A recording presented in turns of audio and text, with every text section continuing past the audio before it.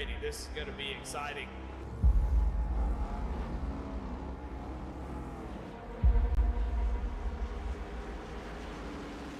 And we got career starts up to go. Green flag is out and we're underway.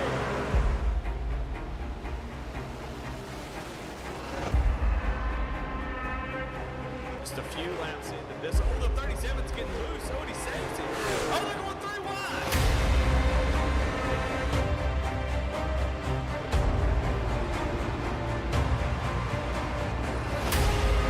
We've got a 5-way fight for the win of this race coming to 4 laps to go.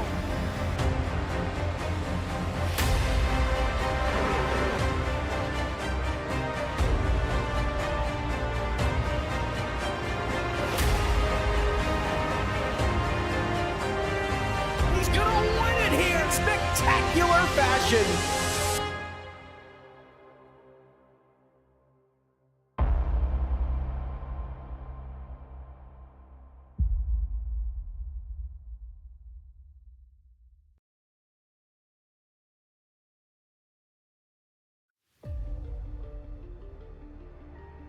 Happy fall, y'all. Opening week continues with the Save 22 Warrior Series.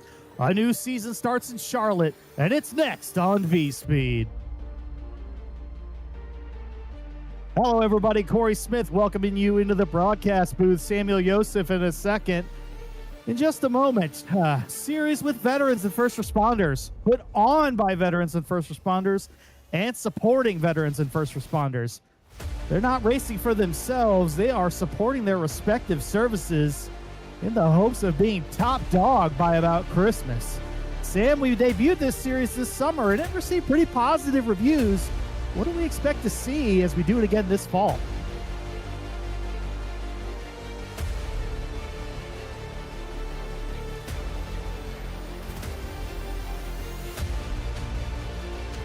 That's right. We got a massive field tonight. 42 entries across a dozen teams, multiple branches, a couple of Marine teams, a couple of Navy teams, first responders, and whatever.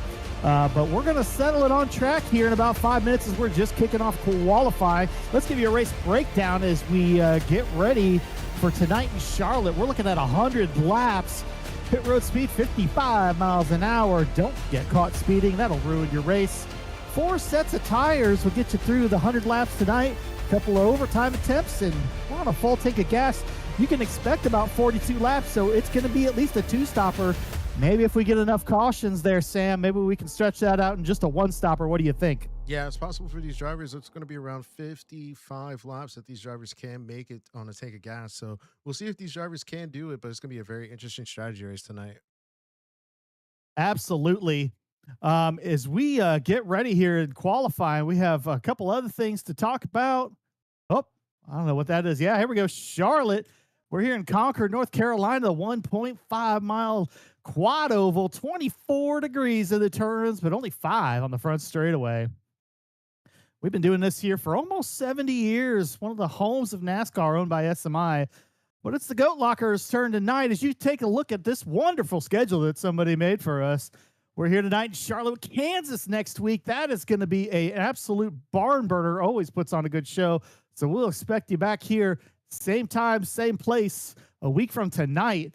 And we're going to go through quite a run here, Samuel. What sticks out to you when you look at this schedule? Yeah, the first thing that sticks out to me is Eldora on the schedule. These drivers in these trucks are going to Eldora. That is going to be an interesting race to watch. And honestly, if you're not excited to see a dirt track on the schedule, I don't know what can get you excited.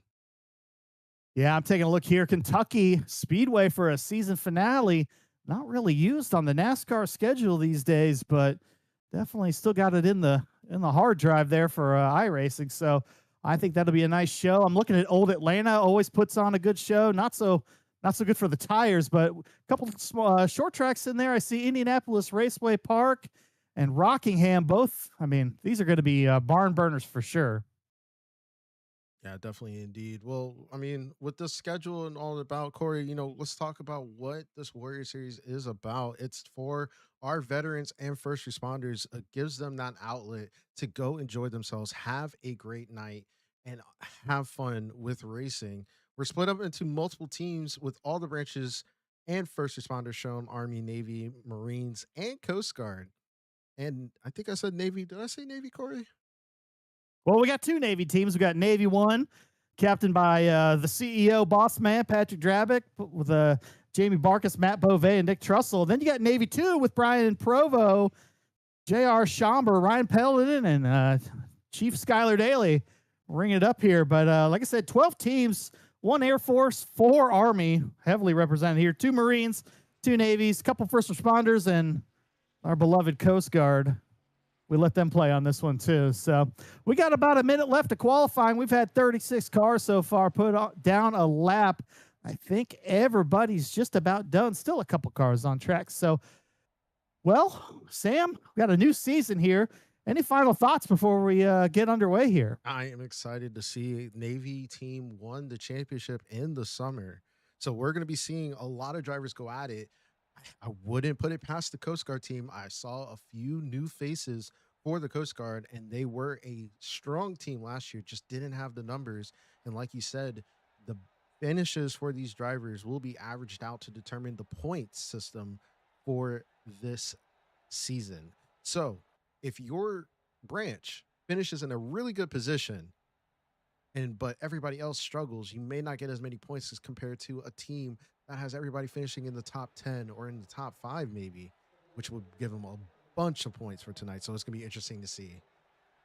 Yeah, we had towards the end of last season, it certainly was not decided until the second to last race. And even then, Navy had just taken the lead, but still had a chance to fall apart at the end. They did not. They mustered the cars and they kept them up front as a team.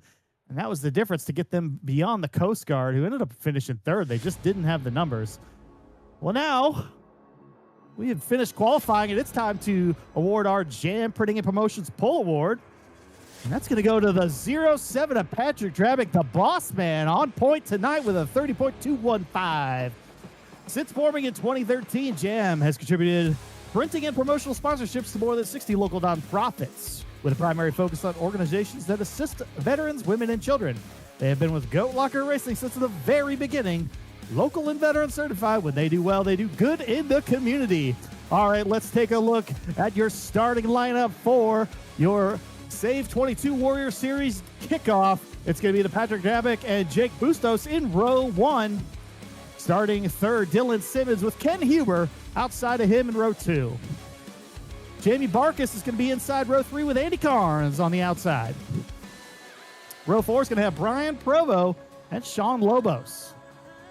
And row 5 is going to be James Kaufman and Zachariah Laugen. And let's go into the back half of the top 10. Charles Abert will start in 11th, with Sean Sullivan making his first appearance starting in 12th.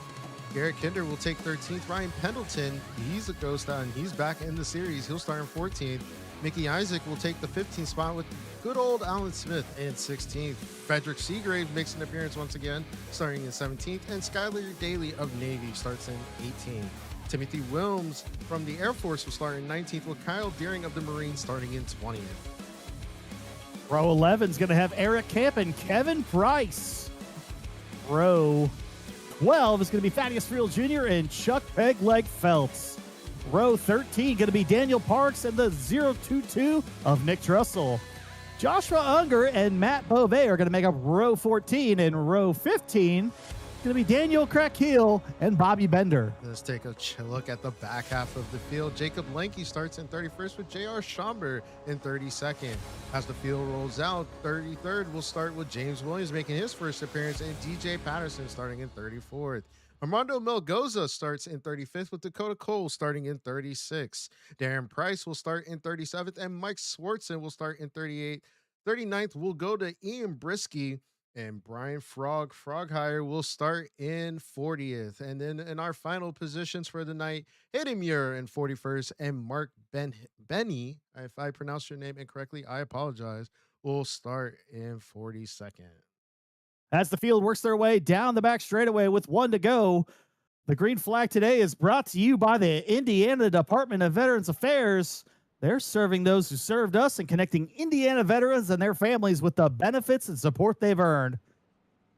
And Samuel, I apologize. it's time to go racing. I apologize. Trading Paints decided to not show everything, but they will come up and we will see those beautiful paint schemes for these teams to be able to identify who is in what branch. We want to give a shout out to all our service members, active and veteran, especially our first responders.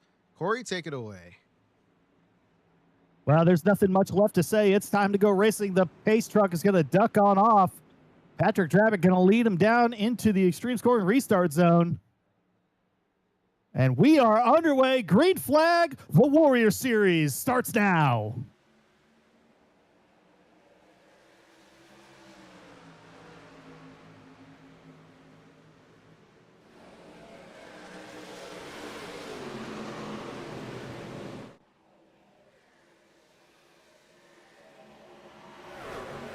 Oh, we got a wreck on the back straightaway. It looks like Coast Guard, but it's going to be a multiple car accident. I see several cars into the inside safer barrier. Caution is out on lap 1.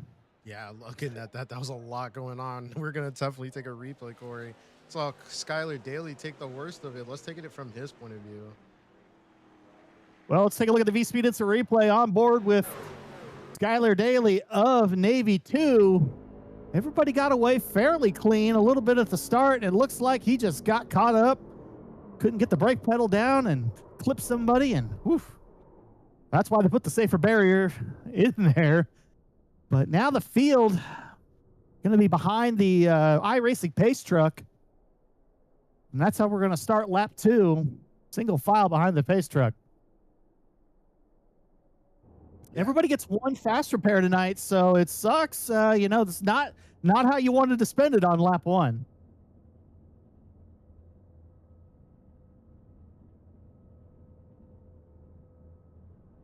I think you're on a replay there, Sam. I think I am. Do you have me clear? Because I'm seeing in the chat that my voice might be cutting in and out. No, I got you great. I think you're good, but I don't play with your settings, so I just mess with mine. So here we are coming around to lap 3. Dylan Simmons managed to get out ahead of Patrick Drabick. So did Jamie Barkus. So 3 Chevys at the front starting lap 3. 2 to go at the line. Pit road was open. Had about 9 or 10 cars take service. Maybe topping off on gas, trying to get a little damage repaired for some of them. That's opened the door for some of the people that started in the back to really move up. Ian Brisky, Brian Frauheiger, and Hayden Moore all up 13, 14 or so spots in just, well, 3/4 of a mile. Yeah, it's a lot going on right there. I mean, with 40 cars on track and on a fast-paced track such as Charlotte, it's going to be a lot for these drivers to find that space, get into it, and then find that groove. As you can see, definitely Dylan Simmons took advantage of that quick restart, was able to get past Jamie Barkus and Patrick Drabick. Patrick Drabick falling back into P3, and then Army's Jake Bustos will make up the first non-water group of our top 5. I think Ken Huber as well has now joined the top 5 as well. So it's going to be interesting to see how these play out. I know Dylan Simmons just saw a teammate in, I believe that was Login. Zachariah Login was part of that wreck. So Coast Guard already losing 1 car, but I do believe these drivers have a fast repair. So it's going to be a long race. 5 drivers took a fast repair under caution as we're going to come to 1 to go. The lights are going to go out on the pace truck this time, and they're going to line up. I wondered what the lane selection was going to be like for our leader, Dylan Simmons, but I think even if the top lane's a little faster, I don't want those 2 Navy trucks anywhere together. So they're going to be split up for the moment, but we'll have to see if Barkus and Drabick can get back together and push up towards the front like they always do. Yeah, I mean, the track is not really rubbered in, so it's really anybody's game, and I'm pretty sure with how everything is right now, it might be a little loose for some cars on track. So we'll see what happens, but definitely you can see those Coast Guard cars in the background for Dylan Simmons. They could be possible to help him out and maybe hold this win tonight.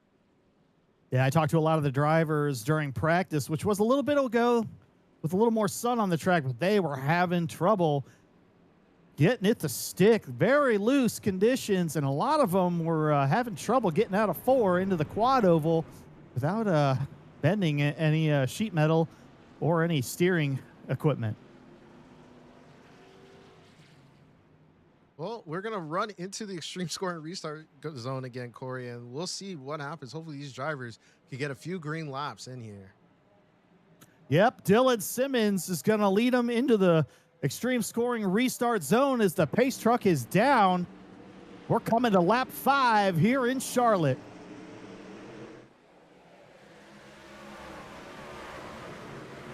Simmons is going to get away by about 2 car lengths, but Patrick Drabick is going to get down to, and he is going to take second place. Barkus is going to fall in behind third. A little help from Army and Ken Huber. It's a 5-car straightaway breakaway, and they're wrecking and back in the backstretch again. Looked like Brian Provo got tagged on the rear quarter panel, and we're going to be under caution once again.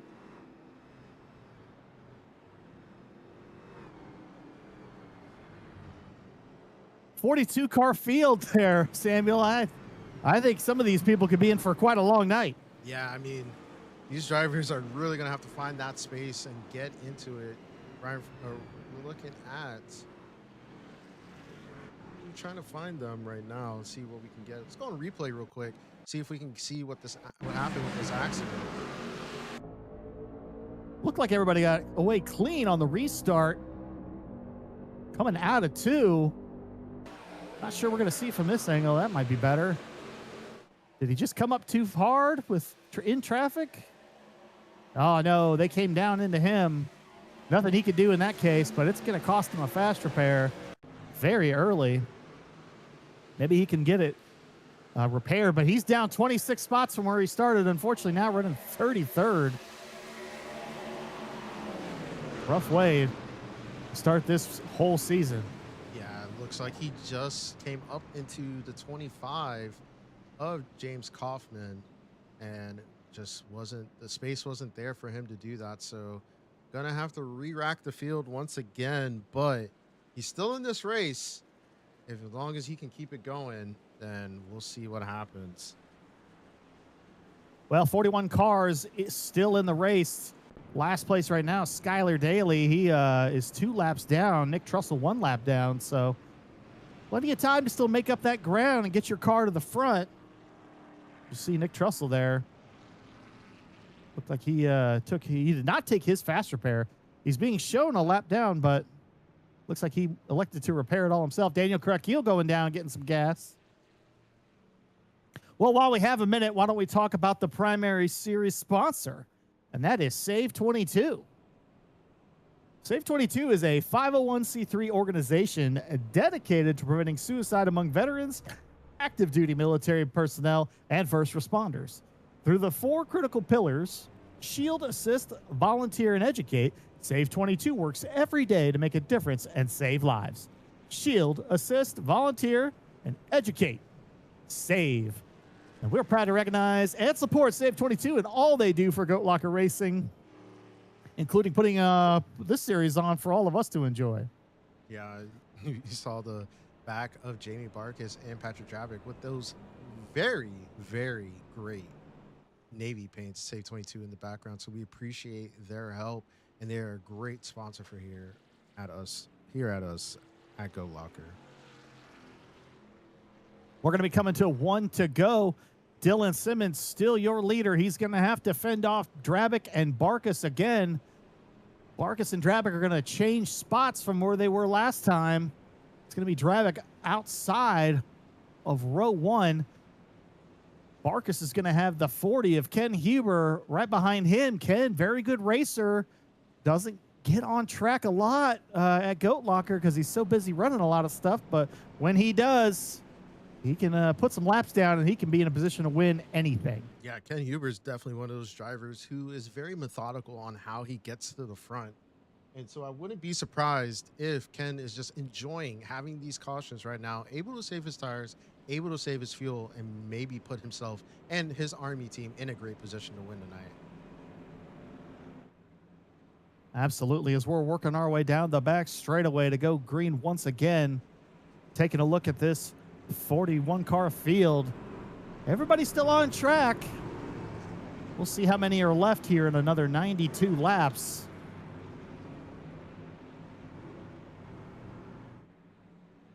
Coming out of turn 4. The iRacing Pace Truck's going to leave us right here, and it's going to be Dylan Simmons into the extreme scoring restart zone.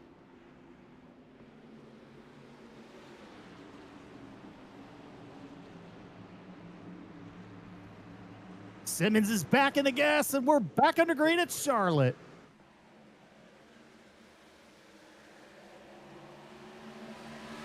Bustos is going to give a big shove to Patrick Drabick and take third place away from Jamie Barkas.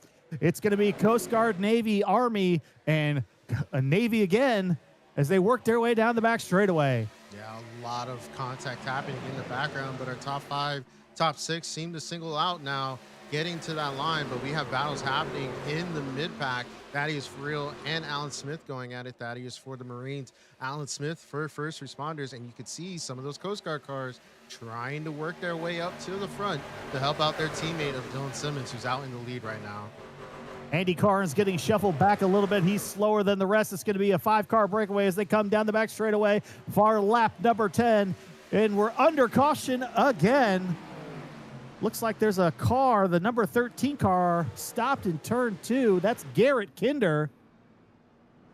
I talked to some of the guys on the Navy 1 team, and they thought that Garrett Kinder was going to be somebody to deal with, but it looks like he's going to have some sort of damage to contend with for the rest of this race. Ooh, they went 3 wide. There's a lot of taking and not a lot of giving here on lap 10 there, Samuel. Yeah, these drivers are really, extra contact in the background. But yeah, some of these drivers are not really giving some space, going 3 wide. As we saw in the comments, I think Jake said it himself.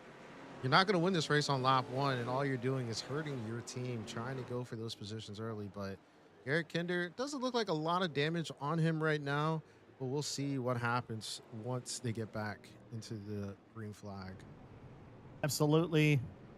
Pit road's going to be open this time around. We'll have to see if there's any takers. A couple people repairing damage, a couple people taking gas, perhaps. I would not expect the leaders down at this time. It looks like there will not be. Let's see if we can get somebody called up here. Well, you know I like to cause trouble, right?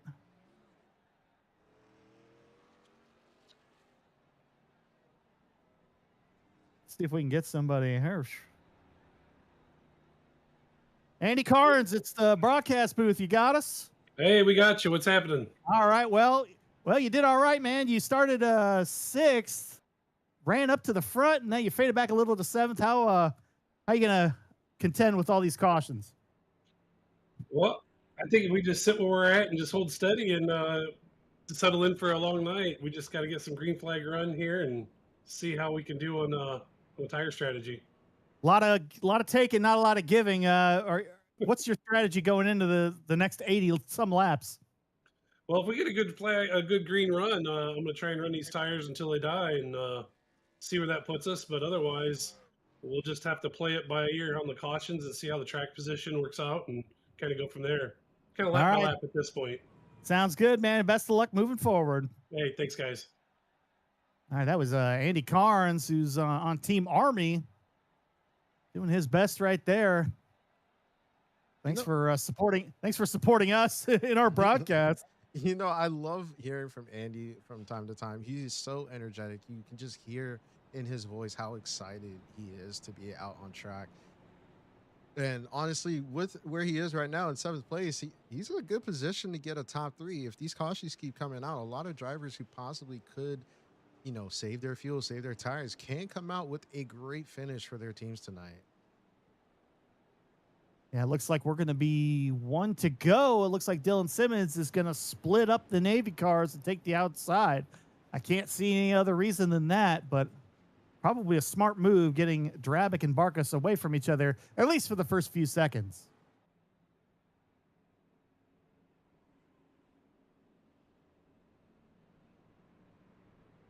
as the field continues to roll through turns 1 and 2. Lap 13 out of 100. It's going to be 87 to go at the line. What's this do to the fuel strategy, Sam?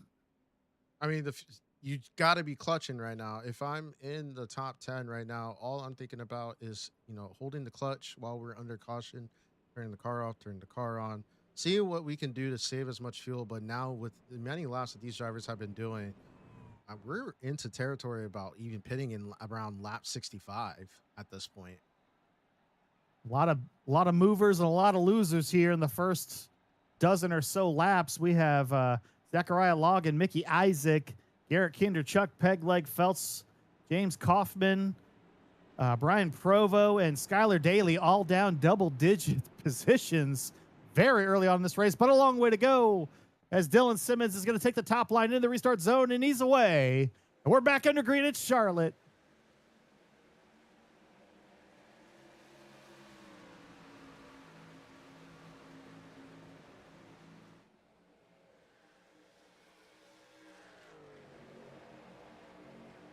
Garrett Kinder is away by about 3 car lengths down the back straightaway. Lap 14 going into 3. Patrick Dravick now closes it into less than 2/10. Slicing and dicing behind, but it's going to be a 4-car breakaway. Single file around. Looking at Ken Huber right now, who is defending 5th. Let's see if we can get back up to our leaders. Oh, there's a car in the wall. Tough to tell who it was. Looks like Daniel Parks grazed the wall.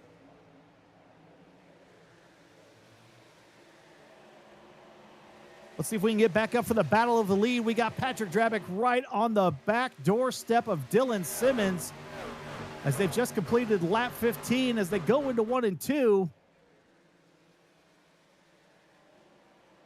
Drabick's going to have a little bit of a run. He's drafting, and then we're, caution, back out on the speedway.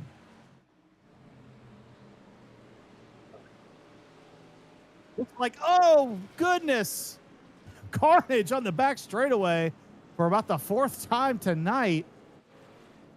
Sam, nobody seems to have figured out how to get off of turn 2, apparently. Yeah, it looks like these drivers are really struggling on how to get this over. Let's look at Bobby Bender real quick on the instant replay, see if we can figure out. It's like Bobby was just a victim of trying to check up. And he's going to try to flip this. Yeah, he took a couple people with him on that one. Let's see if we can look out the window. Oh, looks like the 2 car came down, or somebody got up into him. Sean Sullivan of Team Coast Guard. That's going to cost him a fast repair for sure, as he is meatballed. And it looks like he came down into the 37 car. Yeah, let's take a look from the 37 car's point of view.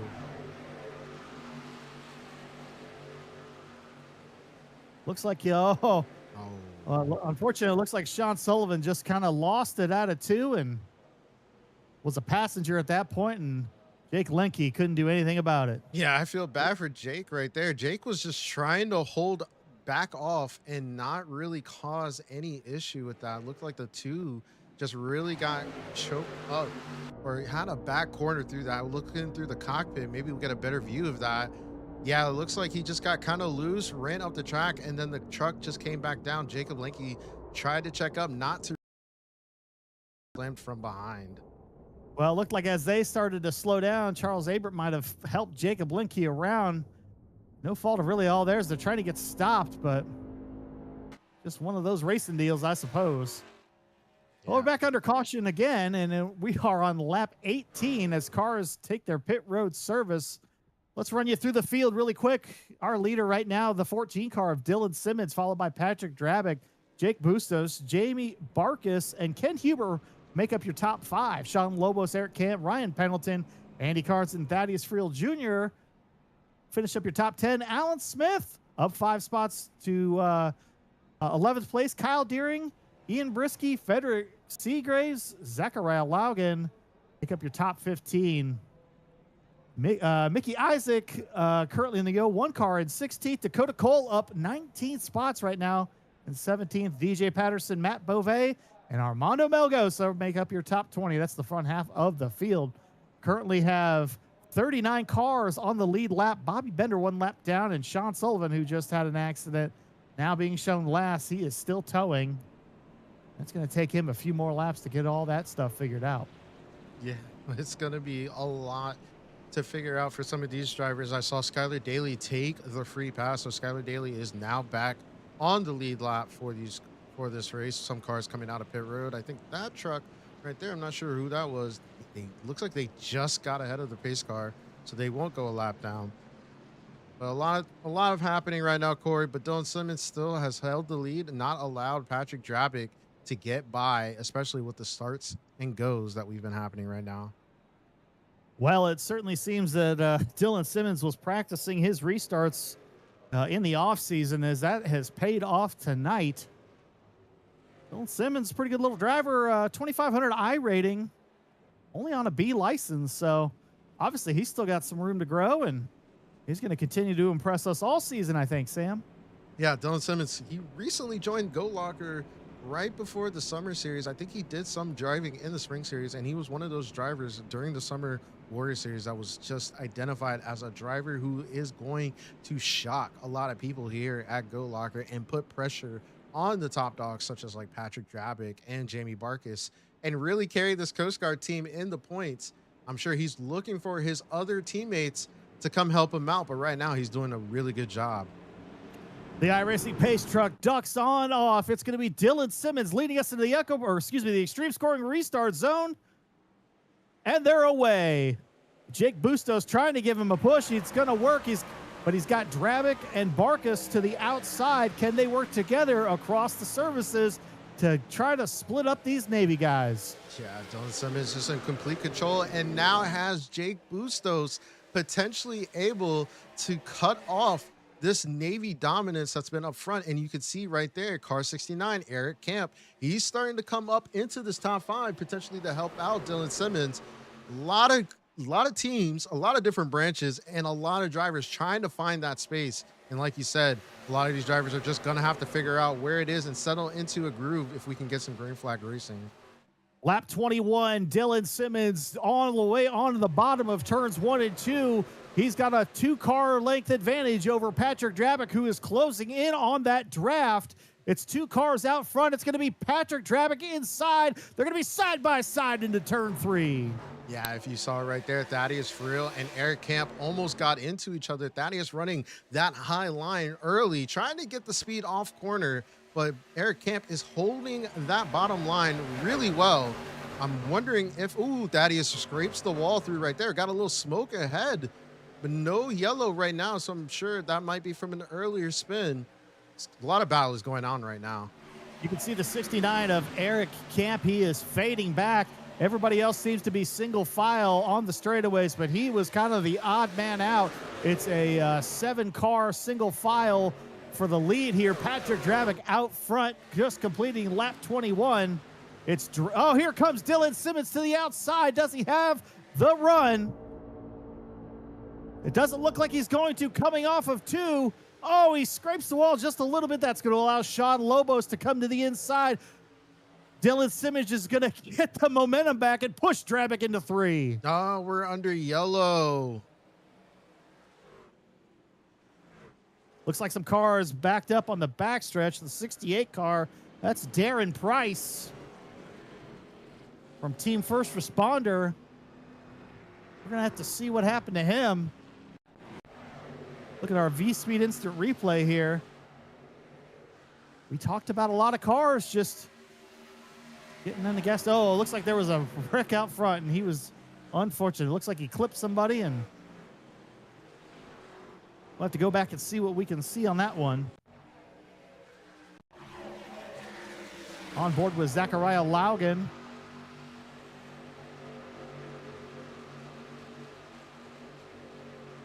Yeah, I'm Did thinking he just run too high and lose it? I'm thinking it's a situation Oh, where mighty the God. car comes down and takes him. And yes, it is Frederick Seagraves.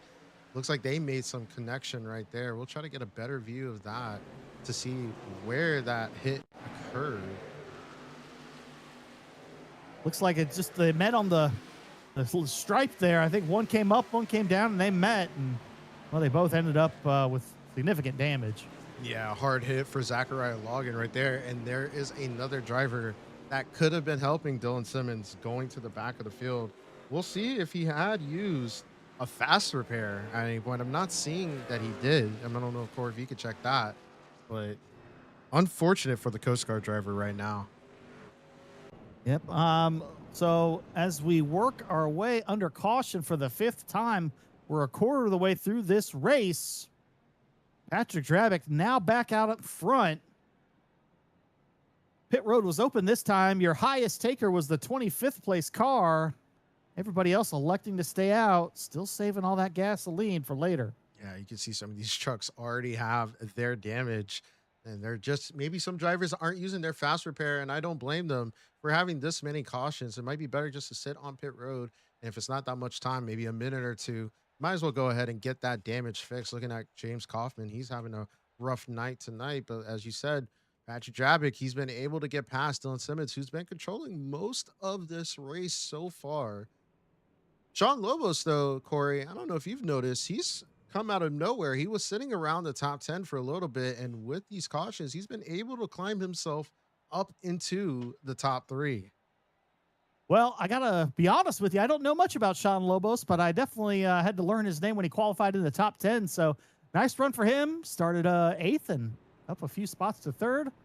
See if he can disrupt Team Navy's plans here.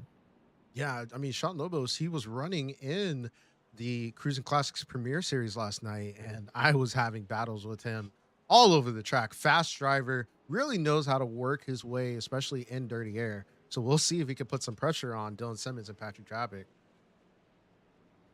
Well, here's a stat I know you've been waiting for as we are 1 to go. Lights are out on the Iverson Pace Truck. I have a count of 13 of our 41 cars who have used their fast repair less than a quarter of the way through the race. Ooh, 13. How does, a lot of series do a fast repair, but how does your strategy change, Samuel, when you've used it and you've used it so early? I get a lot more careful with how I run. However, when you're driving around drivers that do have that fast repair and they're not as scared as you are to get contact or get damage, you just pray and hope that you're not caught up in anything like you saw with Darren Price. He was trying to avoid an accident and got caught up in something he wasn't a part of. So it's a really just staying out of your head, keeping yourself in the zone, and hoping that the race goes your way going forward. But it is a lot of pressure without that fast repair. All right, we'll have to see if the strategies change or if the field will start to thin here in the middle half of the race. It's going to be all the spotters' eyes on Patrick Drabick as he's going to lead them back to the start-finish line to get this race back underway. Oh, good restart by Drabick. Looks like Dylan Simmons was a little slow. He's going to need a big push from Jake Bustos to catch back up. Sean Lobos is now out to second. Yeah, Sean Lobos with a great start, but Dylan Simmons is going to have that high line with the push. He probably will be up to speed once we get into the backstretch. Patrick Drabick just trying to block whoever has the good run. It looks like he's giving Dylan Simmons that help. Now Dylan Simmons on the outside into turn 3, holding his way through, but Sean Lobos has that nose on the inside. We're going to start. Oh, caution again. All right, well, the 86th of Timothy Wilms looks like he had some trouble getting into 3. Not sure if he was the cause of it or if he was just accessory to what was happening around him. You can see him getting the ship righted and back underway for the U.S. Air Force car. Take a look and see. Oh, looks like the 51 came up and just kind of tagged him, I think. Oh, and got Nick Trussell, Skyly Daly involved. And Skyly Daly had used his fast repair already. So that took out some drivers potentially. You see that rear damage. We'll take a look from Josh Unger's point of view as well. See what happened on his end. Looks like he's running the second lane down, kind of between the lines. It just comes up and wasn't quite clear yet. Yeah, I mean, Josh, I know he didn't mean to do that. He's just coming off a corner with a bad exit. You're getting swarmed by a bunch of drivers who are up to speed. Their trucks are wound up, and you're just trying not to be in the way, and you accidentally clip somebody else. So I know he apologizes for doing that, but we're under caution once again, and as we cross the line for lap 30. And our top 12 haven't pit. It looks like some in the back are pitting, but our top 12 haven't pit, Corey. No, and like we said, how does the strategy change as this goes on? At some point, will we get a longer green flag run, or is this what we're going to see for the next 72 laps? I'm not quite sure, but we talked about it right before the last restart. How does your strategy change? One thing that's different about this series is you're not just out there for yourself, Sam. You are part of a team that needs you to not be in 41st place. Yeah, I mean, really, like we said in the beginning of the broadcast, your team's average position is what your points come out to. So say you have a driver who finishes in first place and they get 40 points, but you have a driver in 41st and they get 2. Well, you only get 44 points for the night. But if you have an Army team, for example, who finishes in 3rd, 4th, and 5th, that's 38, 36, 35 points to the team total. And now you have a team with over 100 points. So it's really up to your team strategy, trying to figure out how to put yourself in these positions, especially when you're dealing with a race with this many cautions. All you're hoping for, especially if you're in the front, is that the rest of your team is surviving behind you. Absolutely. Well, while we have a second, let's talk about one of our sponsors. Let's talk about Cruisin' Classics. Cruisin' Classics is located in Columbus, Ohio. They have a massive 56,000 square foot showroom filled with hundreds of unique automobiles, including a hand-picked collection of classic cars, muscle cars, and hot rods. Whether you're looking for your dream car or just love classic automobiles, there's something for everyone at Cruisin' Classics. Stop by the showroom in Columbus or visit them online at cruisinclassicsinc.com. I don't know, Sam, you want to go see if they got any Pontiacs we could go buy? I don't know how you feel. Pontiac's my favorite. If I could find an old school GTO in pristine condition and I could afford it, man, that would throw my family back in time to see that type of car. But I love classic cars. Cruisin' Classics definitely provides that service for people who do, and their showroom is insane if you look at it online or go in person. So great to have them as a sponsor of this series, and great to have them as a sponsor of GLR. Always happy to see them around. So great to have Cruisin' Classics in our corner. Yeah, we actually feature a commercial sometimes mid-race, but usually at the end. That facility is pretty impressive, and the inventory is changing every week. So big shout out to them. Thank you for being a part of the team. And, well, I see Navy. I see 2 Navy cars. I don't really see 2 of anything else right now. Yeah, I mean, this top 10 is mixed up. We'll see what happens. We'll see if Jake Bustos can get to the lead. One more time in the extreme scoring restart zone. Patrick Drabick is away. Jake Bustos not far behind. Now, we're definitely going to see a lot of drivers be a little bit more careful now. Like you said, over 15 drivers have used their fast repair. So we will see a little bit more cautious drivers out there. But our top 10 is going to go right at it. There was a jam up on the restart. About 7 or 8 cars are off the back already, several seconds behind, as Patrick Drabick is now stretching out a couple car lengths more on Jake Bustos. Sean Lobos is going to have a peek to the outside, fall in line, look to the outside again. We'll have to see where he goes into turn 1.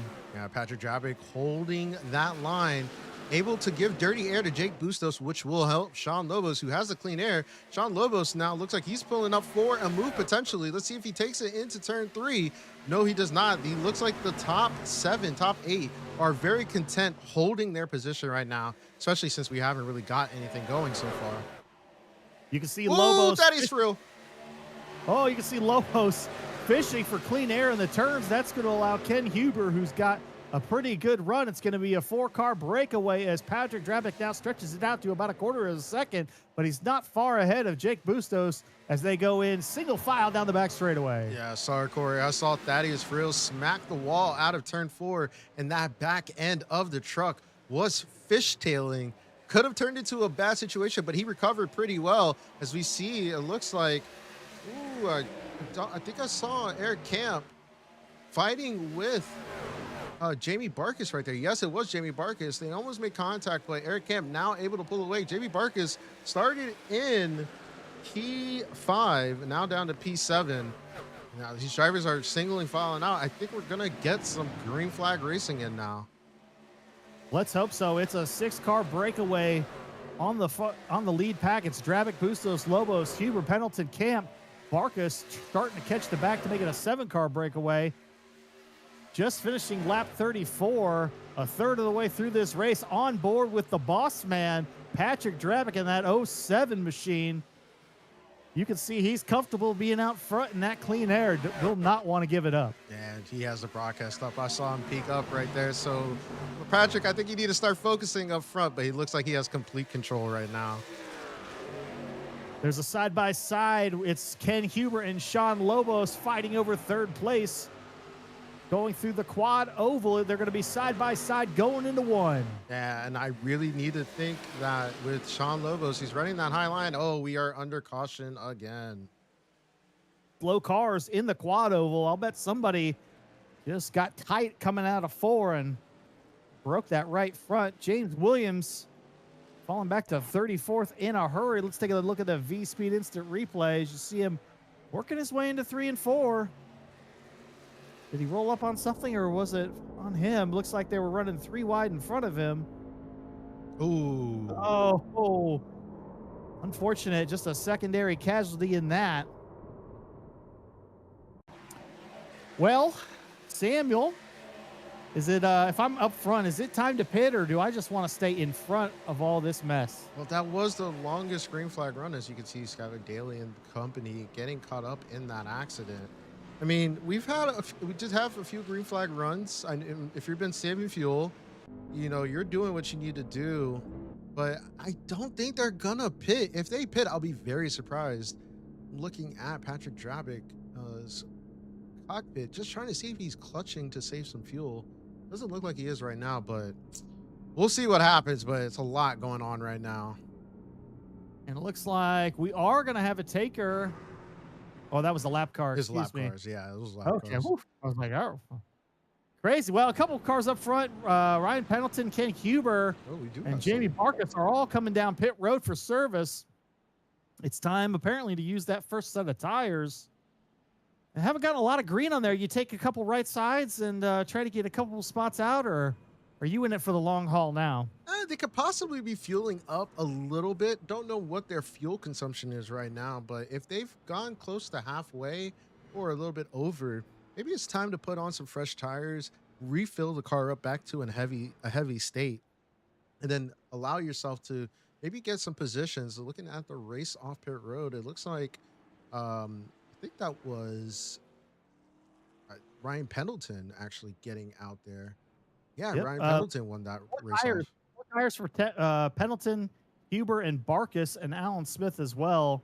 Kyle Deering, 4 tires. All of them are out. James Kaufman, Daniel Parks, and a whole bunch of friends behind him, all pitting for damage. So not a lot of positions lost. You know, 20, that's not even half the field. Big shout out to the guy in 9th place right now, the 81 car of Ian Brisky. He's up 30 spots from where he started. Woo. 30 spots. That is Woo. a lot. Well, these cautions are helping him, and right behind him, J.R. Schomburg up 22 from where he started. Now he's into the top 10. Hey, if you haven't really used your tires, especially with these cautions, this might be the opportunity to get yourself in a really good position for a great finish tonight. Yeah, absolutely. As it's going to be Patrick Drabic taking the 1 to go signal here. The lights are going to go out on the pace truck one more time. It's going to be Jake Bustos on the outside. And now we're going to have to see how Patrick Drabic can fare. No other Navy help around him. Speaking of Navy, when it rains, it pours. Poor Skylar Daly sitting in the back right now, trying to get some damage fixed. He's currently meatballed, sitting in the pits, already used his fast repair. So he's just trying to get back out there, and we're, well, he might have pulled it into the garage for the night. Mm-hmm. Yeah, So, that see. not his race tonight, unfortunately. and we'll see. We'll see the rest of his Navy team if they'll be able to get good finishes out of it. But yeah, not a great situation for Skyley Daly Well, tonight. you mentioned it a few cautions ago, but Patrick now kind of the pressure's on him to win because he needs to cancel out that high 30s, low 40s finish that Skyler's going to end up with. Yeah, exactly. That's the beauty of this Warrior series right here. It's a team effort, just like in our services and in the first responder scene. It's a team effort to get a job done. So we'll see if Patrick Drabick can hold it out. The field comes around turn number 4. The pace truck is headed off. It's going to be Patrick Drabick bringing the field back to the green flag in the extreme scoring restart zone. Lap 40 starts now. We're back underway. Yeah, great launch by Patrick Drabick, but Jake Bustos is on his tail. Jake Bustos really showing some speed right now. It looks like Patrick is gonna pull away and take control. It's Drabick, Bustos, Lobos, and Camp single file down the back straightaway into turn 3. They're all going to fan out to get the clean air, but it's going to be Bustos on the bottom, but it's going to allow Lobos to come to the outside, and he's going to be side by side, and we're back under caution again.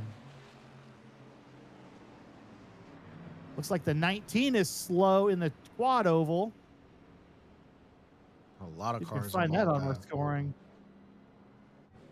Andy Carnes, 19 car.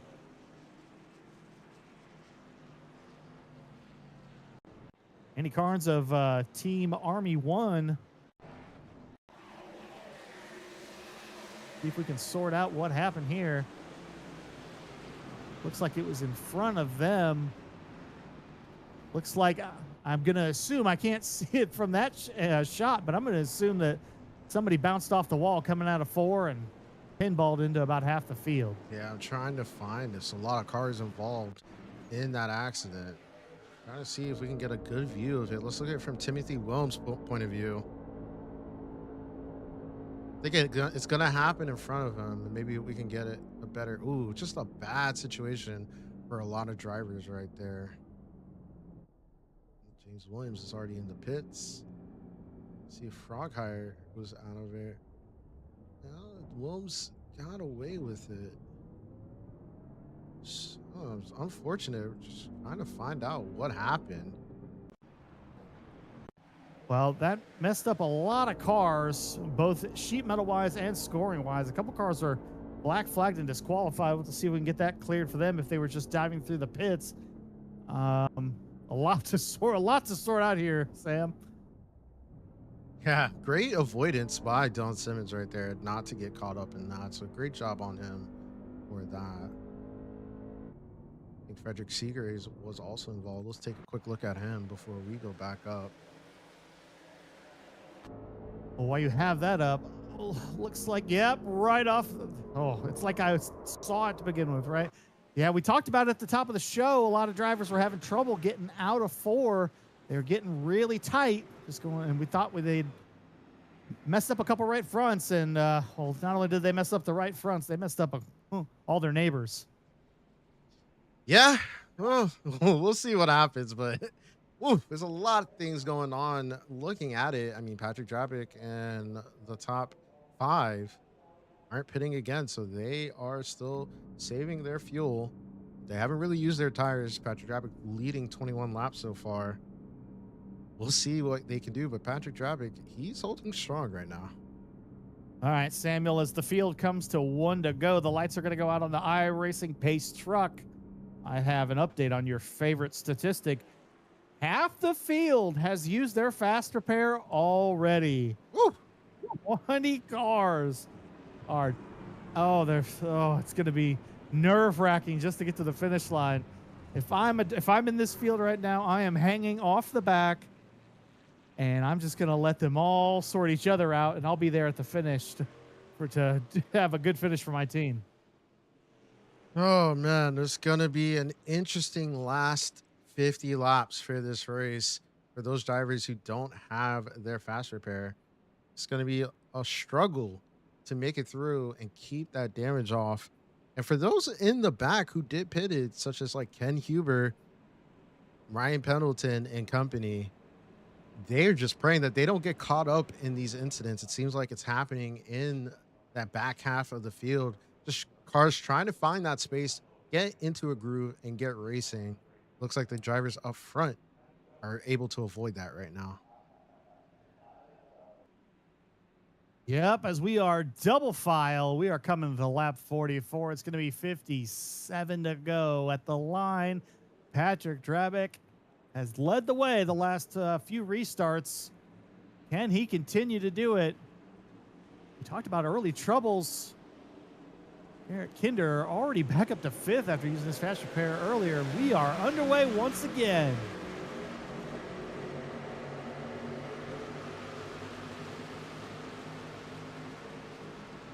Sean Lobos and Jake Bustos going at it. Yeah, Bustos to the inside. They're going to be side by side coming out of turn number 2. But it's going to be Sean Lobos on the high line. He's going to have the draft of the other cars. Bustos is going to try to fall in. That's going to mess up the 69 of Eric Camp, who is trying to keep his line. That's going to allow Drabick and Lobos to break away by about 10 car lengths as they complete lap 44. Yeah, Sean Lobos is really putting pressure on Patrick Drabick to see if he can run the high side to make the pass for the lead. This is the strongest competition that Pat has dealt with so far this race. Sean Lobos starting in 8th. Oh, we got a car going down, but Sean Lobos is going for the lead. There's contact. There's side by side going into 3. It's going to be Lobos by half a car length as Drabick's going to have the run. He's able to hold more speed, and he's going to be there at the line. Lobos slipped up a little bit. He got a little bit loose, and he's still loose as they go into 1. Yeah, Lobos had a terrible turn 4 exit, allowing Patrick Drabick to reclaim the lead. And now Eric Camp is starting to put the pressure on Sean Lobos.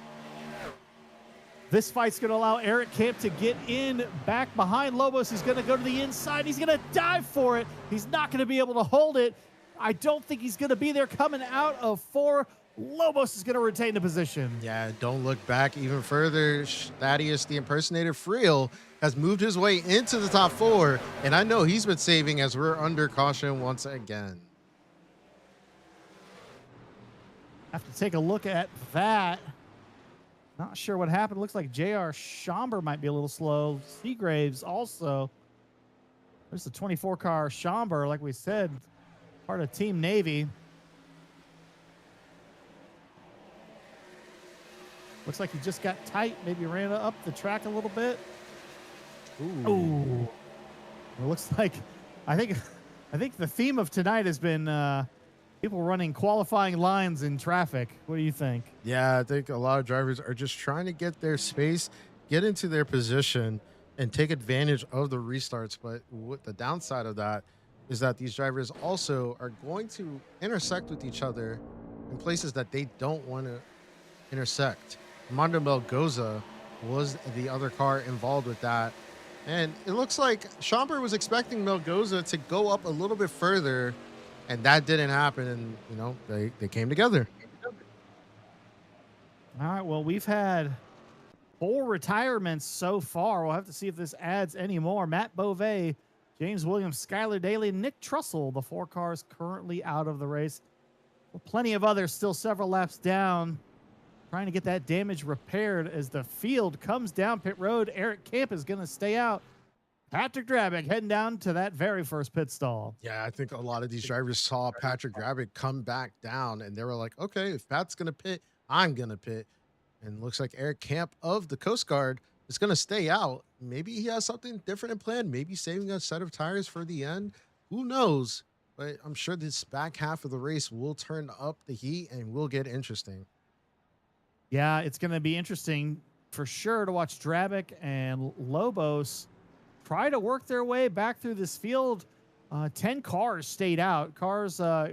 Eric Camp has not pitted at all yet, but Pendleton, Barkas, Laugen, Huber, Carnes, Isaac Williams, Chuck Pegleg-Feltz, and Mike Swartzen all stayed out because they had pitted on some of their more recent cautions. Yeah, I mean, for Pendleton and Barkas, they only have 11 laps on their tires, and they're for somebody like Carnes and Mickey Isaac. They only have 7 laps on those tires, so not really that much rubber used off of their tires. As we see that great paint by Andrew Carnes right there. Great job for ever developed that paint right there. But yeah, some of these drivers with only a few laps on them, and I would say with those on 7 laps, maybe only 3 were from racing. So still fresh tires on these cars. Yeah, well, while he's up front, let's give a big shout out to Mike Swartzen. I know he might get swallowed up a little bit by some of these faster cars after the restart, but man, hey, good on him. In the top 10 right now, up 28 spots from where he started. Rig recipient in the, I don't know, it's a little while ago now, but still fresh in our minds. So I'm glad to see him out here doing the oval thing. I know he's more of a road guy, but happy to see him out here tonight. Yeah, Mark Swartzen, great to have him out here. Like you said, recent rig recipient, was in the sports car series. He was a great driver in the sports car series. Great to see him out here in the trucks and up from 38th position. That's a great showing so far.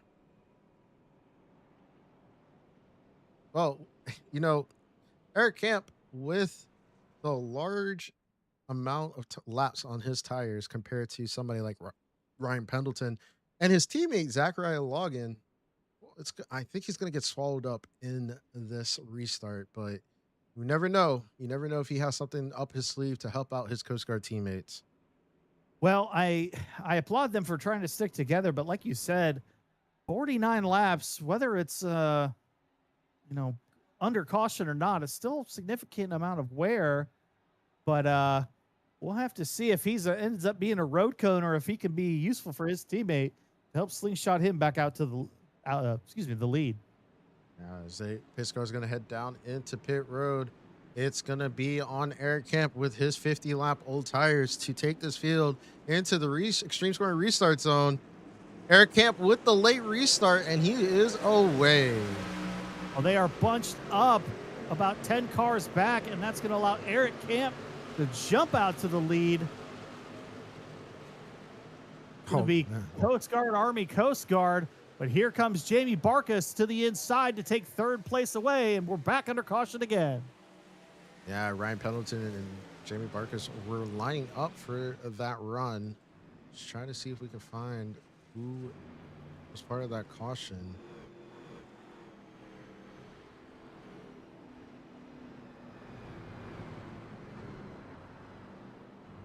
Well, we've officially crossed halfway, Sam. We've made it.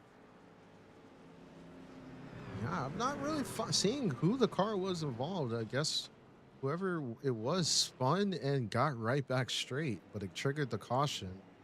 Well, whoever caused it, it looks like Daniel Crackhill has received a meatball. He's fallen back to 34th place. Unfortunately, he's already used his fast repair, so we'll have to see if his night is done. It looks like he's on the apron, and he tried to rejoin and just caught a 25 car of James Kaufman. Yeah, him and Kaufman getting together. Let's look at from it again. Trying to get a good view. It just gets clipped by the 83, and then the 83 finishes the job right there. Unfortunate for both drivers, especially Daniel Crackhill. I'm sure he was excited. But you said he used his fast repair already?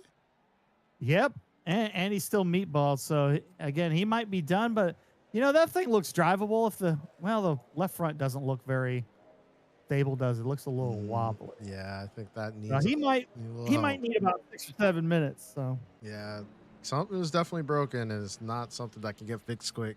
See James Kaufman coming into pit road to fix his damage. Looking at the times, we got people like Bobby Bender in the pits, J.R. Schomburg getting damage repaired, Hayden Muir. Looking at the rest of the field, looks like Eric Camp still has decided that he's still going to stay out with his 53-lap old tires now. Well, why not? Might as well go for it. Take that gas tank to the very end. Yeah, I mean, shoot, if he saves enough, I wouldn't be surprised. I have seen it before. Seen Wesley Burke save his fuel for a full race, but granted, it was Bristol Motor Speedway, so it's harder to save fuel like that compared to Bristol.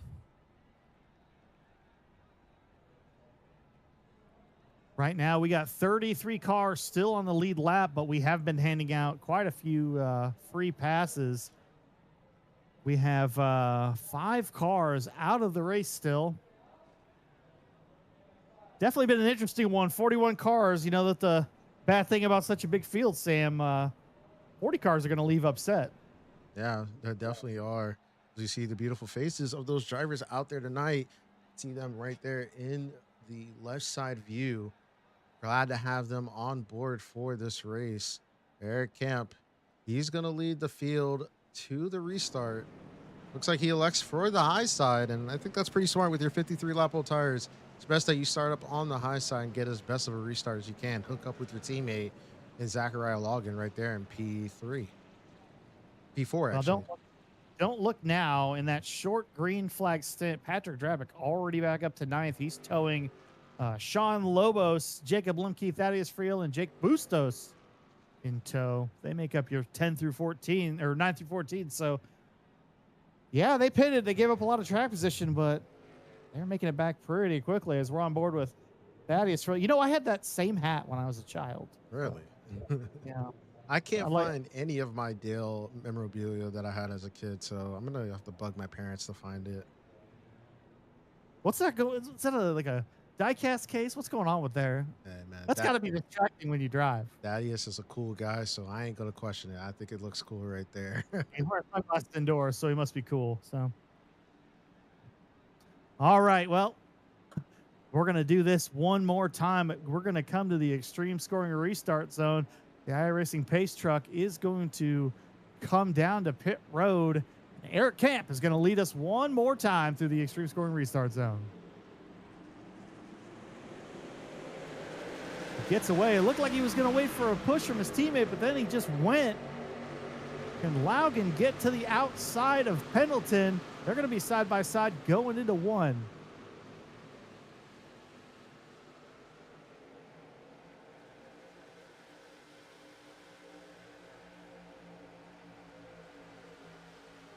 Looks like it's going to be Coast Guard and Coast Guard down into turn number 3. Ryan Pendleton is going to go to the inside. He wants second place back, but it's going to be Laugen with the run. They're going to be side by side at the start finish line. Laugen by a hair. Yeah, I'm surprised Eric Camp is able to control the field. He's gone out to almost a half a second gap right now, but the Navy teammates of Ryan Pendleton and Jamie Vargas are starting to hook up. And Logan trying his best to hold drivers like Ken Huber and Jamie Vargas and Ryan Pendleton behind, but I'm not sure for how long with his 27 lap old tires can he keep these drivers behind. Oh, it looked like there was contact between Ken Huber and Jamie Vargas. No worse for the wear. They both get away clean. That's the battle for 4th. Yeah, they're really going at it right now. Almost 3 wide, a couple corners ago. Oh, we have a driver in the wall. Don't know who that was. No caution. It was Thaddeus. Oh, no. Was that commentator's Just curse unwrapped right there? He's still moving, so the green flag will stay out. Eric Kemp and Zachariah Logan of Coast Guard still holding strong out there. Really trying. Eric Camp, he stretched out to a full second over teammate Zachariah Laugen. They're working lap 58 as he comes out of turn 2 looking nice and fresh. Remember, he is still not pitted. When will fuel become a factor? I mean, I think he's probably saved a good 10, 15 laps extra maybe. Looking at just a huge gap right now. I didn't even know that those tires could do that. Battle for second is a 4-car breakaway. Excuse me, about 5 cars. It's Zachariah Laugen, Pendleton, Drabick, Barkus, Huber, and Wilms all right on top of each other. Yeah, Pendleton is just trying hard to get back, and it looks like Logan is just trying to keep him behind, but I think this is the moment that these Navy drivers are going to get past. Pendleton and Drabick are going to go to the inside. They might have a chance here. They're going to bring Barkus with them. That's going to leave Laugen up on top with no drafting help. They're going to come out of turn number 4. He's going to lose 2 spots. It's going to be Barkus and Laugen side by side going into 1. Oh, this is a great moment for Navy right now. Patrick Drabick with the freshest tires out of that group, and Jamie Barkus right there as well. And then Ryan Pendleton, he's the one with the oldest tires out of this group. A really good points night right now for the Navy team. Pendleton and Drabick are going to start working together to try to catch Eric Camp, who is 2 seconds checked out from Where Ryan did Pen- that come from? Here comes Patrick Drabick to the inside of Pendleton. He's got a little bit fresher rubber. Let's see if he can take the position. He's right down on the apron, right on the blue line. They're going to be side by side coming out of 2. Pendleton with the advantage. Yeah, Ryan Pendleton running that high line, which is going to give him better exit speed. But Patrick Drabick running that low line with the fresher tires is going to have the better long run pace. I don't think Ryan should fight harder, but if I remember correctly, they're on 2 separate Navy teams. So either one is helping their own team part of Navy, even though they are part of the same branch. Well, if you can see the colors nice and clearly, you see that Barkus and Drabick are essentially back together. They've been split up about the last 35 laps or so, but now they're going to be one right after the other, and they are going to take down Ryan Pendleton the next chance they get. Yeah, no love lost for one of their own brothers, but they're going to go right at it. Trying to, ooh, it looks like Zachariah Logan smacked the wall, but he was able to keep the car straight, and now he's going to get swarmed by drivers like Ken Huber and Sean Lobos and Timothy Williams of Air Force.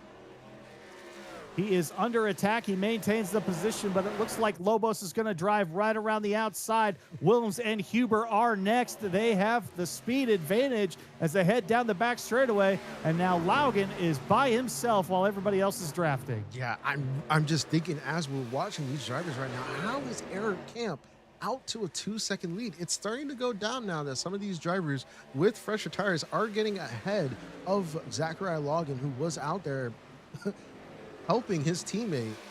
But man, a 2-second lead with 64 lap old tires. Yes, once again, Eric Camp in the lead is on 64 lap old tires. Hasn't even came down for a splash of fuel.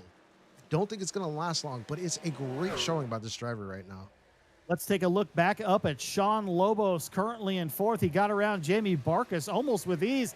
Now he's going to try to get a 2-for-1 on Patrick Drabick and Ryan Pendleton. He is circling here as they deal with lap traffic to the high side. They're going to be clear, but that's going to stop Lobos from getting at this corner. They're going to be down in line, heading bound into turn 3. Yeah, Sean Lobos is just showing so much potential out there right now.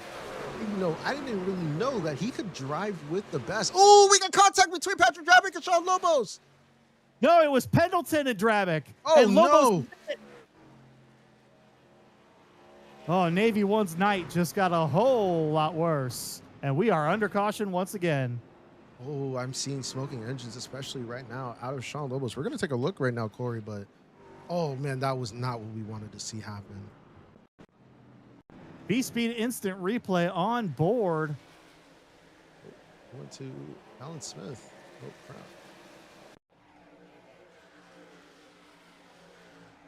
You see Lobos was working on, I think, 4th place at the time. Next to Barkus. What happened here? Oh. Looks like Patrick Drabick just got a little bit tight. That's all it took to catch the left front of Ryan Pendleton, unfortunately, for both of them. That's going to be Meatball City for Sean Lobos and Patrick Drabick. Yeah, let's look at it from Ryan Pendleton's point of view. I don't believe they're on the same Navy team, so that's going to be kind of awkward of a conversation happening right there. But looking at Ryan Pendleton, he's running that high side. He's going to get the good exit off, Corey. And it looks like Pat just comes up a little bit too early and gets clipped by Pendleton, and Lobos just an unfortunate person as part of that accident. Well, that's going to cycle Garrett Kinder to the lead as we work through our pit stops. What's funny is the top 5 right now, Kinder, Parks, Linke, Isaac, and Abert, top 5 cars have all taken fast repairs.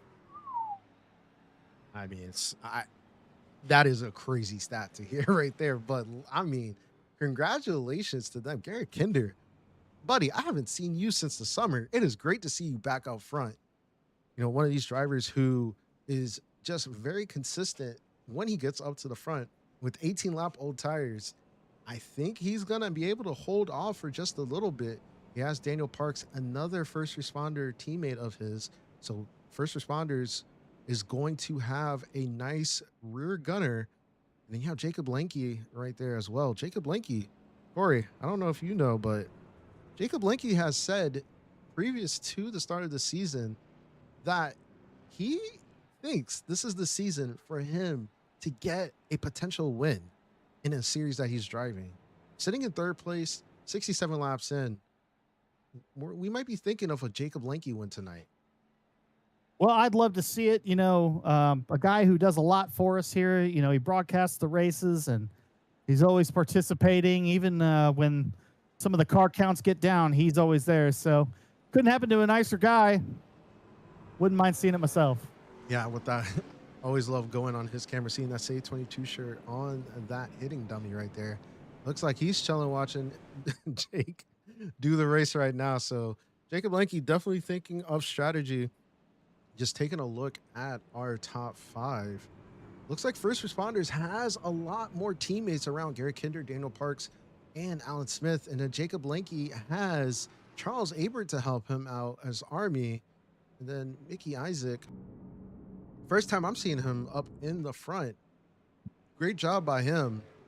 We'll see what he can do and hopefully potentially put himself in a podium position for tonight. Whew. Well, I'm having a hard time processing this, but we're 2/3 away through this race. A lot has happened tonight and a lot we're going to have to sort through over the next 7 days before we come do this again next week. Whew. Any predictions for the last third of this race? We'll probably have another caution, but we'll see what happens. All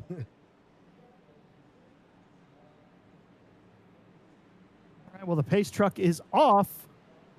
Garrett Kinder and Daniel Parks are going to lead the field to green. We are out of the extreme scoring restart zone. We're back under green. Garrett Kinder with a huge jump. Daniel Parks already being the rear gunner, trying to keep these Army cars behind. Jacob Linke sitting right there as Garrett Kinder is able to get away. So it looks like Mickey Isaac and Jacob Linke are going to get up into it. We'll see what they can do as they run into the start of lap 70 right here. Garrett Kinder away by 3 car lengths. Jacob Linke to the high side. He's going to pass Daniel Parks for second. Eyes on Kinder as we're back under caution. Again, I see Coast Guard stripes. Yeah, that was Eric Camp right there. He was turned around. Not good. I think he just got fresh tires as well. Let's take a look and see what happened to Eric Camp. With his fresh tires, he's back. He was back in the top 20. Ooh, a little blink out by him. Was that the cause for his accident? He's gone. Yeah, he was gone and he came back. Oh, that's unfortunate. Yeah. Looks like Patrick Drabick survived that one, but to see where Eric Camp just reappears at. Ooh. Scary when all you can see is smoke and the whole car in front of you, but that's going to take out a few cars. Jake Bustos was part of that as well, starting in second for this race. So a lot of our front runners, they had the ability to pit earlier. They didn't, and now they're finally paying the price by being mixed up in all of this.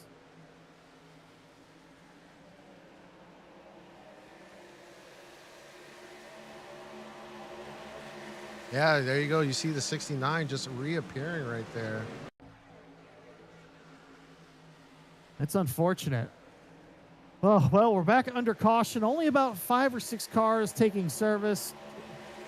Maybe time for another set of tires to get a little bit more of that optional repair done. But, well, Samuel, are you ready for an update to your favorite stat? Let's hear it. All right, I got 26 of the 41 starters have used their fast repairs. So, man. Oh, in the entire top 5 have used theirs. If I was a betting man, I would go for over 35, but we'll see what happens for the rest of the race. These drivers, we did have a good green flag run right up until past halfway. So we will see some drivers really go at it right now. Looking at Armando Melgoza in the pits, as he was part of that caution earlier.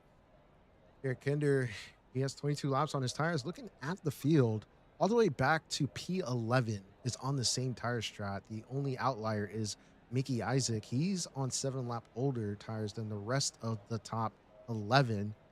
Brian Provo, he's on 18-lap old tires. And, Brian Provo is one of those drivers. He'll sneak up right on you. He's a former champion of our IndyCar series here at Goat Locker Racing. This is a man that will sneak up and find his way. Great in our Cruising Classics Next Gen series as well, Corey.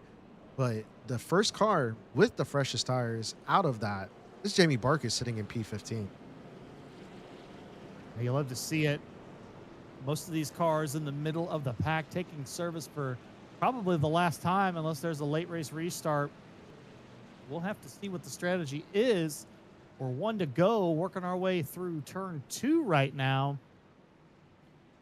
I'm looking at Daniel Parks. That's one driver. He's on the high side with his teammate of Garrett Kinder. First responders really trying to figure out a way. Like I said, Garrett Kinder is a driver who can win this race tonight. He is not unfamiliar to victory lane. And Daniel Parks as well. He's been growing in his skill within Goat Locker Racing and growing in his ability to put himself in good positions to get a great result. And First Responders is really trying to figure it out. But we have Jacob Lenke.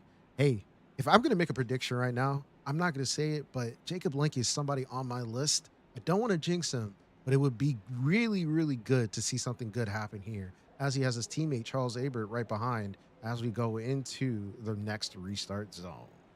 Well, it sounds like you just jinxed it, but that's okay because we're safe up here in the broadcast. I never booth. said it all. I never fully said it, so it doesn't count. It counts that you indirectly said it, and that's probably more than enough. So here we go. We're back in the Extreme Scoring Restart Zone, coming to lap 23, 28 laps, or 72, excuse me, 28 laps to go. Great jump by Garrett Kinder, but not a great jump for Daniel Parks. He gets swarmed by Team Army right there. They're almost 3 wide through turns 1 and 2, and that's just going to help Garrett Kinder get away. Maybe Daniel Parks. Oh, almost contact between those drivers.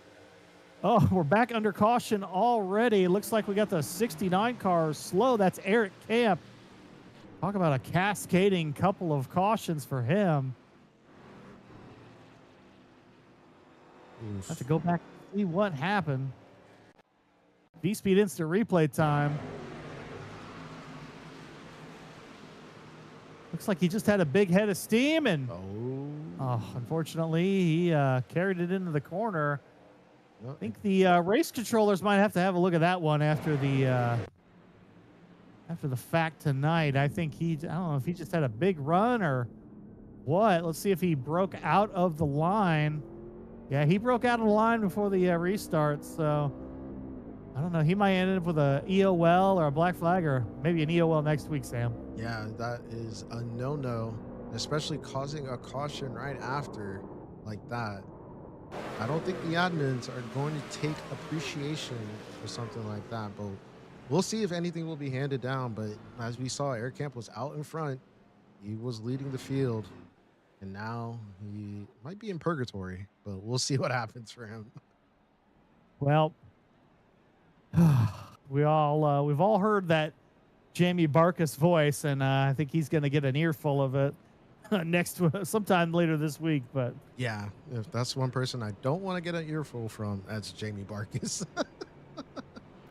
But hey, he might not even be paying attention to that right now, because he's in 13th place with 8-lap tires, and they're fresh. Everybody else ahead of him, Corey, 26 to 33 laps on their tires. well, hey, let's give you a quick race recap, since we have a lot of massive front running movers from the back to the front. Garrett Kinder up 12 spots. He's the leader. Jake Lenke up 29 spots. Charles Abert up 8 spots. Daniel Park up 21 spots.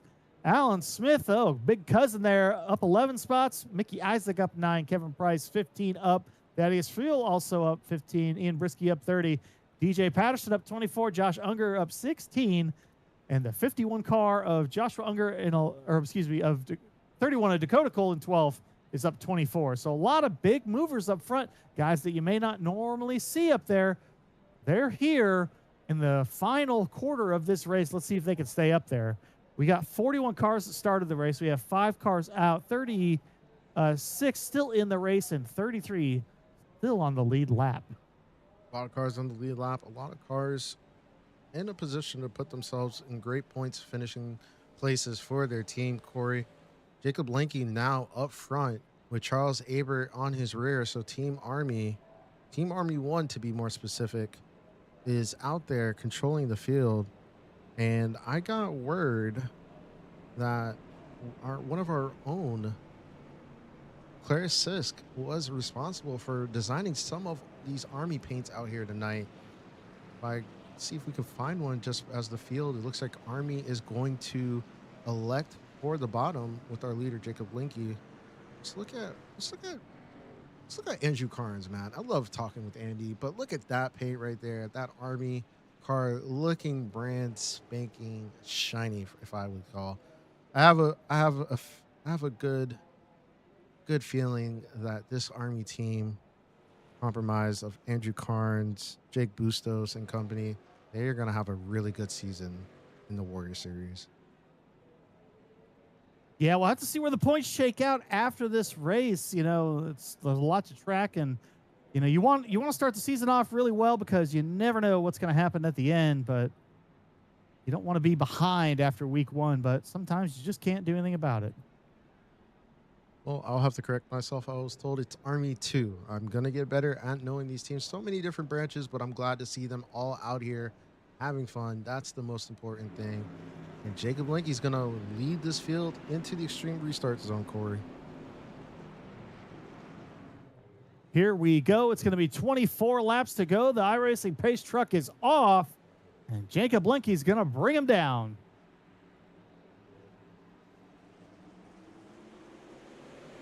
That's a great jump by Jacob Lenke right there. Charles Aber gave him a nice little push. Now he's going to take the high side, roll the field into turn 1, almost 3 wide in there. As you see Daniel Parks trying to run that high line and get a good run off. It looks like he is. He's going to challenge for that second position. He's pushing Jacob Lenke, and he's going to go for the lead. Alan Smith is now up to 5th. He was up to 4th for a second, running it 3 wide down the back straightaway. But, it looks like there's going to be a little bit of contact between Parks and Lenke. They're side by side at the start-finish line, heading down into 1. Oh, these drivers are really going at it. Almost looks like Charles Aber almost put his nose in there. But like you said, Jacob Lenke, Daniel Parks going at it. 2 drivers who are hungry for a win tonight. Both of these drivers have their teammates. You know, Daniel Parks has Alan Smith. Jacob Lenke has his other Army buddies. Oh, Daniel Parks running a little bit higher. Is that Thaddeus Friel splitting the field right now? They're 3 wide coming out of 4. Now they're 2 by 2, 4 rows deep as there are 23 laps to go in this race. It's side by side, Lenke and Parks. Oh, there's going to be contact to side draft. That's going to allow everybody behind Thaddeus Friel, Charles Aber to get there. Now there's a log jam behind them as they continue to race side by side going into 3. This is some of the best racing that we've seen so far all race, and all that contact. Thaddeus Friel has put himself into P3. He's gonna make a move for the lead. I can see that right now. He's hungry to put his marine car up front. Jacob Lenke is trying to find that space to block off Daniel Parks. And he's just saved it. Oh, there's contact for the lead. They're wrecking up front. Oh, it's gonna be the big one right here. A lot of cars checked up. Oh, not what we want to see right there. And a lot of cars. Oh, and this is all those big movers we saw. It looked like Parks came up a little bit and Lenke just got tapped, and that was enough to wreck about 7 cars. Let's take a look at the V-Speed Instant Replay. Going down into 1. Hard to tell. And, it looks like Lenke's that's Lenke. Down. Yeah, that's on Lenke right there. Here. It looks like Park, and I can't see who the car beside him is, but that's that would be Mickey Isaac. Yeah, the 01 of Mickey Isaac, unfortunately. Looks like the fog is starting to roll in. Yeah, he is. I think the fog is starting to roll in because it's getting really foggy out there for some reason. That's the smoke, all the burned chemicals, I think, from all the wrecks. But all right, well, we're going to rack them and stack them again. We got 20 laps to go right now. As we're going back to a live shot, you're looking at Daniel Parks behind Mickey Isaac, your current leader. Pit road's going to be open this time. Dakota Cole, Thaddeus Friel, I knew it. I Earl knew it. Favorite all sitting there with meatballs. Bobby Bender with a black flag. So a lot of carnage on this last one, and a lot of cars up front. A lot of those big movers now sitting back in the rear once again. Yeah, I think Jamie Barkis might have picked up some damage because he only has 14 laps on his tires, but he's coming into pit. And we also saw Daniel Parks come down, which is going to change up the top 5 once again. I'm going to put the camera on one driver. That's going to be Joshua Unger. He's now up to 4th, started in 27th, Corey. I mean, running in the top 5, that is a great accomplishment by Unger right there. Absolutely. Good to see him having a nice run. You know what? I got another update to your stat. Are you ready for this? Let's go. I'm ready. Feed me more. 31 fast repairs have been issued tonight so far. Yes, we're getting close.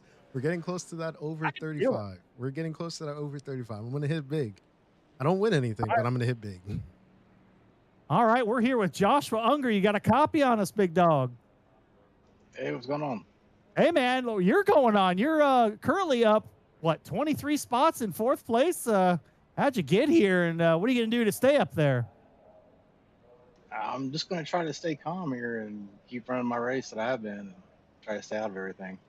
Well, calm would certainly be a change of pace for what we've seen tonight. Lots of carnage. But, hey, man, thanks for giving us a couple seconds of your time. Good luck as we go 1 to go. No problem. Thank you, guys. All right, it's nice to talk to some of our drivers real quick during the caution. Something you don't see in a lot of series, so nice of Goat Locker Racing to have some of these amenities that, some other series just don't get. But, hey, while we got a second, why don't we talk about Goat Locker Racing? It's more than just racing. It's about creating connection, community, and opportunity through the power of motorsports. Goat Locker Racing brings veterans, active military, first responders, and their families together through mission-driven programs to create camaraderie, build connections, and give back to those who've served. From competitive racing and equipment programs to scholarships, race experiences, and community outreach, Goat Locker Racing is using motorsports to make a difference one lap at a time. So if you are new and you just found us online for some reason, make sure you go to goatlockerracing.org. Find out how you can get involved with us tonight. And also, as you see there on the little splash screen, we have a talk show every Thursday. Patrick and Eddie will definitely keep you entertained for a solid hour. It's good background music there, Sam, while you race your sports car on Thursday, right? Hey, those two will have you laughing your butt off. So it's a good show. It's a good watch. And, get to get your updates on what's going on within the organization, what's happening around Goat Locker, especially within our series. And you might get a special appearance if you do something nice. So we'll see what happens. But looks like Mickey Isaac's going to lead the field into the restart zone. Mickey Isaac and Alan Smith, your front row, they pull away. Alan Smith trying to get up high and maybe get out of the way, but no, he's going to come back down. It's going to be Mickey Isaac all alone going into 1.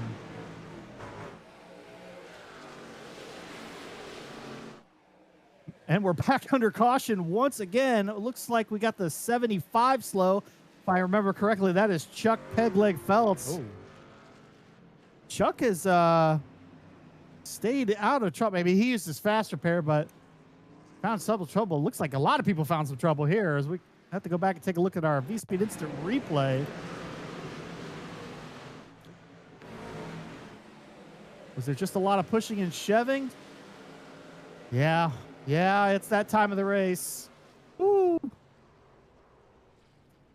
Saw the 2-car of Sean Sullivan around.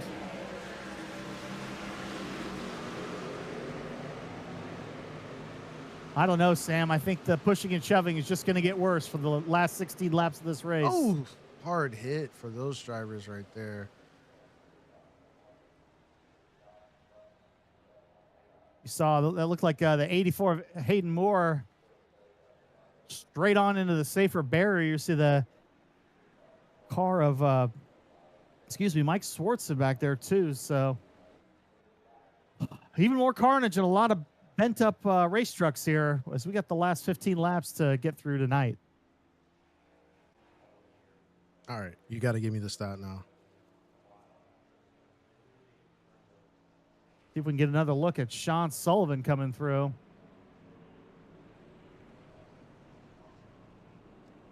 This is a replay. Oh, this is live. I'm sorry. Yeah, and I was That like, oh no, we're live. We got a lot of people. I was on the monitor. It was ready to go. So 2 to go here. Sam, you got any picks? Your non-usual picks for a winner tonight? I mean, let's look at it. I mean, Ian Brisky, he's a driver who he's new to Goat Locker as well. He's up in second. He has the main man, Patrick Dravick, sitting right behind him. Alan Smith, you know, with the trucks, he's a driver who can really surprise you. And Joshua Unger, you know, if what is happening continues and he's able to get through, he could possibly find himself in a top 3. What an interview we would have to have Joshua Unger up here. I'm sure his family would love to hear him talk about his race. We'll see what happens. Sean Lobos is another driver. He was fast up in the beginning of the race. Now he's making his way back up. And then Brian Provo, like I said, he's a ghost. He's going to pop up in places you don't expect. He's up into 7th. So former champion of the IndyCar Series, now making his move up to the front of the field, representing Navy. Well, it'll be interesting to see if we can get a little bit of a green flag run going. Well, a lot of urgency, so we may not get that, but see some of our kind of like blue chip regulars back up front if they can slice and dice this field without getting caught up in somebody else's wreck. I mean, I do want to point out, so, you know, Zachariah Logan, he's been going up and down the field. He's been making his way up to the front and then helping his Coast Guard teammates out, but he's in a beanie and it looks like a hockey jersey, and we're in August. If that man is cold, I'd wonder if he might be in Alaska, but I think it was like 90 degrees in Virginia Beach today. If that man's around in any warm weather, I don't know how he does it. Yeah, I will tell you this, in my sim room, even though it's in a cold basement, after an hour or two, the GPU definitely warms up my whole basement. So, Yeah. All right, Sam, are you ready for the stat? Let's go. Am I over? Oh, we're going to go the opposite way. 7 cars have not used their fast repairs. So, Oh, I've definitely made the over then. all right. 34 have and a couple haven't. So, you might want that in the last 10 laps here. We're going to have 13 to go when we come around this time as Mickey Isaac and Ian Brisky back up front. Like, look who is circling the waters in row number 2. You see that car there, Sam? Oh, yes, I do. I'm not saying nothing. I'm not saying anything. I'm not saying anything. His car is off. Mickey Isaac with his first restart of the season to lead the field. Will he take it early or will he take it late? It looks like he does it a little bit early. Patrick Dravick with a huge jump right there. I don't know if that's what Mickey Isaac wants to see with his 46 lap old tires, but Patrick Dravick is on the hunt for the win. Patrick Dravick with 25 lap pressure tires. It is only a matter of time. It is an exercise of patience. Mickey Isaac has a 3-car length advantage, and it's going to evaporate down into a car length and a half into turn number 3. What a move. Alan Smith, a few car lengths back in third, riding the low line as they come around to complete lap number 88. It's going to be Patrick Dravick looking to the inside, looking to the outside, and where's he going to go? He's going to follow him and stay 1 car length up. That's going to allow Alan Smith to close. It's a 3-car breakaway for the lead. Like I said, Alan Smith, he's a sneaky driver with these trucks. He knows how to navigate. Now he's starting to put pressure on Patrick Dravick with his 40-lap old tires. It's very surprising how... Oh, Patrick Dravick for the lead. Dravick is to the inside. There's a car trying to get on pit road. It's not going to be a factor. Oh, there's going to be contact and side drafting as they cross the line. Too close to call as they go into 1. Yeah, we're getting to be under 10 to go soon here. Patrick Dravick in prime position now to run away with it. Almost 3 wide. Brian Provo, he's the ghost. The ghost has appeared, and he's up trying to help out this Navy team. A couple of other cars have joined the party. It's now a 7-car breakaway for the win as we have 10 laps to go, this time at the stripe. But it's going to be Patrick Dravick out by a quarter of a second, 5 car lengths going into 1. Brian Provo is really throwing that truck into these corners. You can see the rear end just trying to hold on with his inputs, but he's able to get through past Mickey Isaac. Now Alan Smith chasing Sean Lobos, one of those drivers I said he's going to be somebody to look out for. You know, Brian Provo, Sean Lobos, and Alan Smith chasing Patrick Drabick. This is going to be a great finish right here if we can get to the end. There's going to be contact with the back of Alan Smith in the front of Sean Lobos. Alan Smith comes up. Oh, and he's in the grass trying to make a move. Oh, it's going to be, I don't know if that's going to be close to Dale Earnhardt, but we're back, and Sean Lobos is going to take over. And now Sean Lobos has a lot of speed off exit. Will he make a move for the lead right here? Oh, we got contact in the back, and that's going to be the yellow. Oh, there was shaping up to be a crazy exchange for the lead as there was lap traffic on the apron. Now we're going to go back under green after this caution with about 5 laps to go. It's going to be a shootout here in Charlotte. Let's see if we could take a look, see what happened.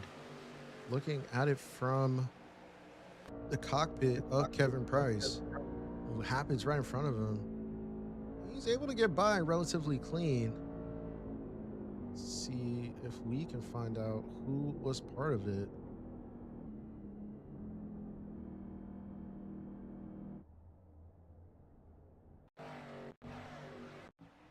Charles Abbott was in the pits.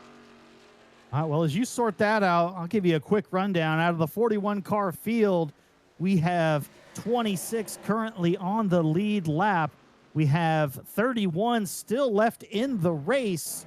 Patrick Drabick on point in the 07. He's led a lot of laps tonight.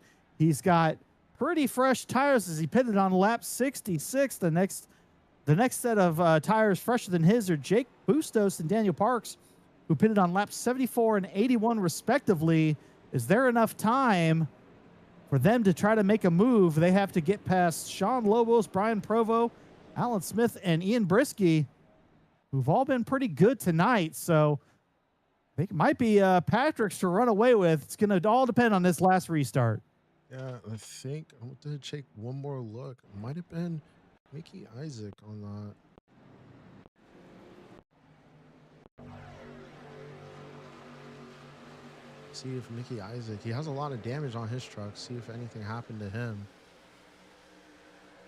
Yes, there we go. That is the reason for the caution right there. Him, it looks like, I dare to say it, Josh Unger was part of that as well. Well, most unfortunate for him, he was having a better run. That might end any chance of winning this race that he had. I think we're going to have a lot of training on spotters this week. So we'll have to see how this shapes up. We're going to have about 5 laps to go here when we get this thing started. I don't know. Does anybody have anything for Patrick Drabick there, Sam?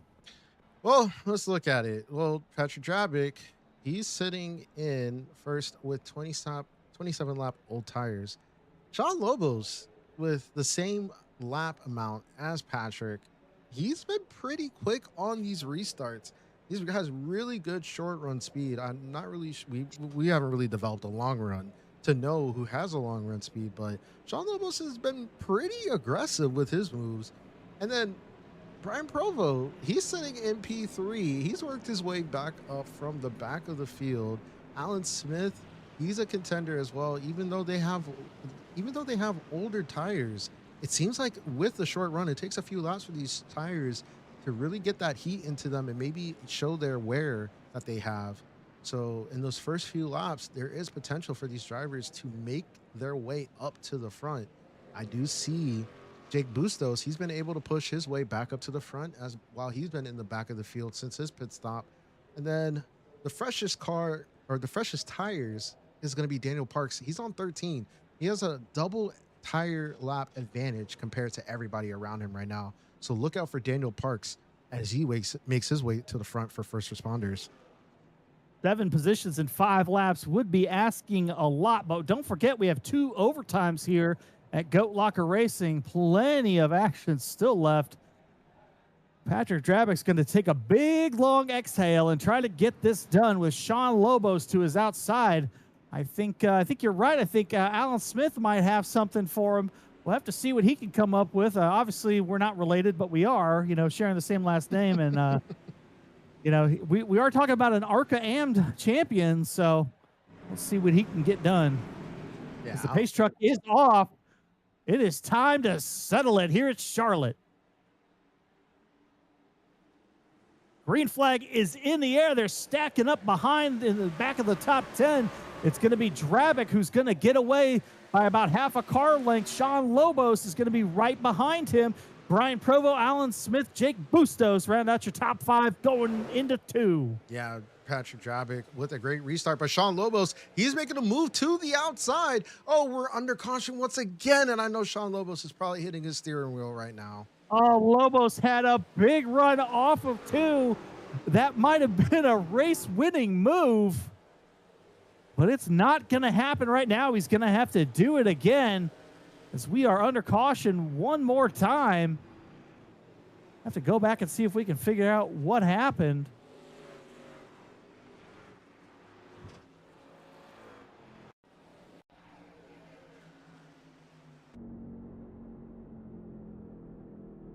Not really sure what happened. Let's look if we can find through the field any slow cars. Looks like Charles Abert cleared a meatball. Swartzen, Simmons, and Bender all had black flags or meatballs. So they either died or died trying to get out of the way. So they're going to go to the back of the line or to the garage. And so their chances of winning tonight are done for sure.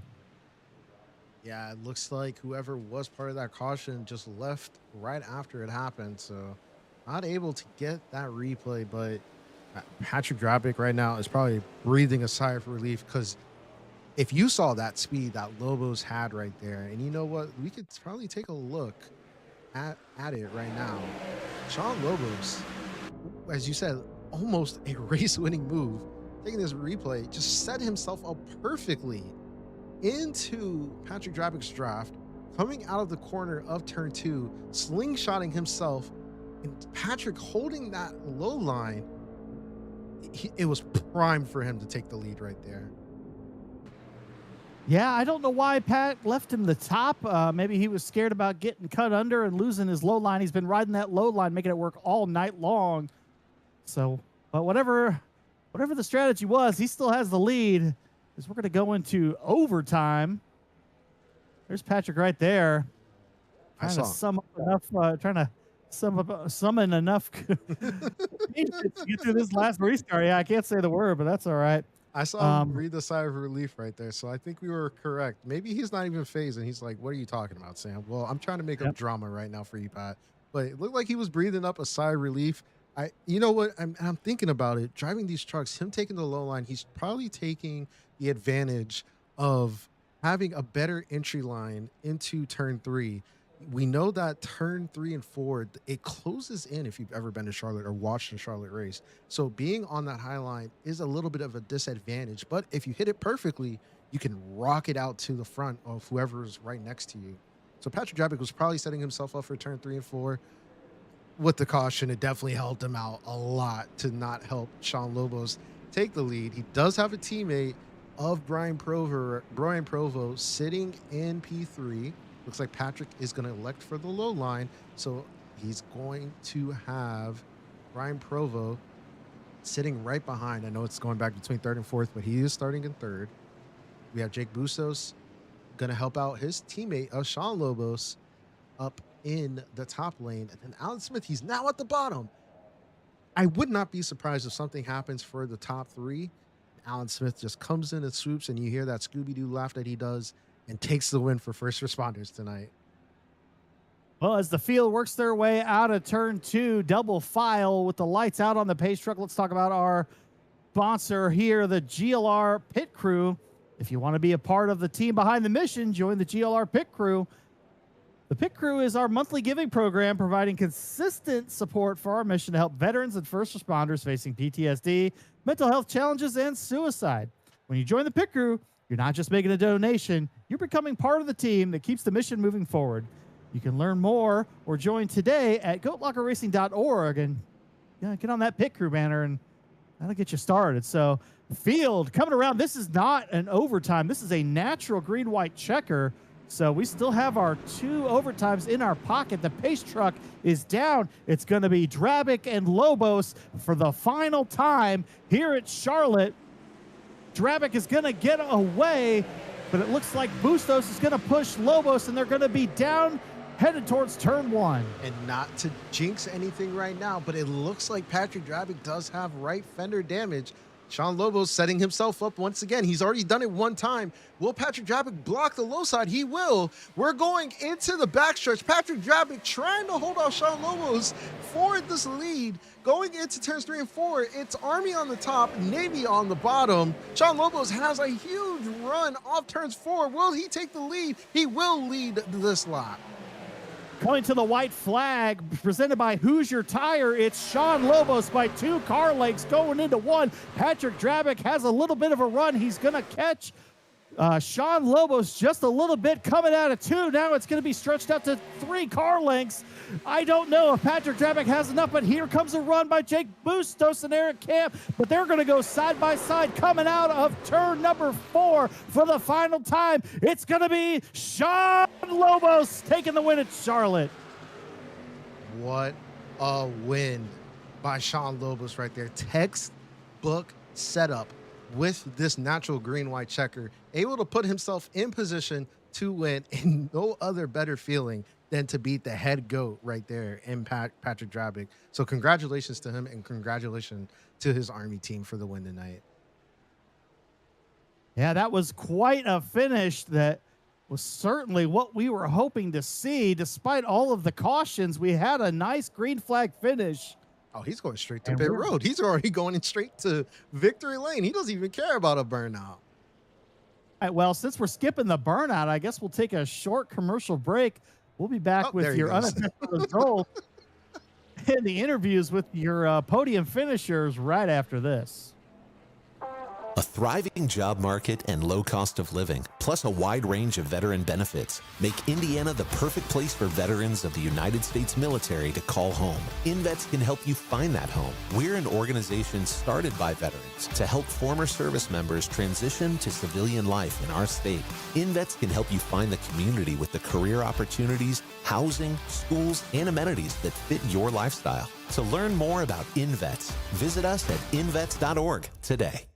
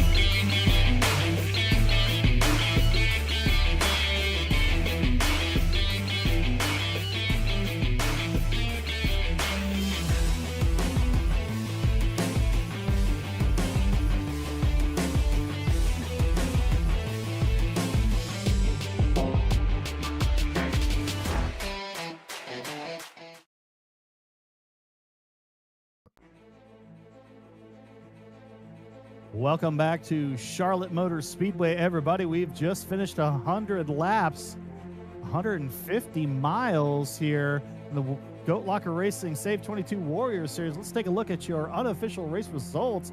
Sean Lobos is going to grab the win tonight with Patrick Drabic in the 07 in second. Jake Bustos coming home in third. Eric Camp and Daniel Parks round out your top 5. Sixth place for Alan Smith tonight. Brian Provo, Kyle Deering, Ian Brisky up many spots, and Thaddeus Friel Jr. round out your top 10.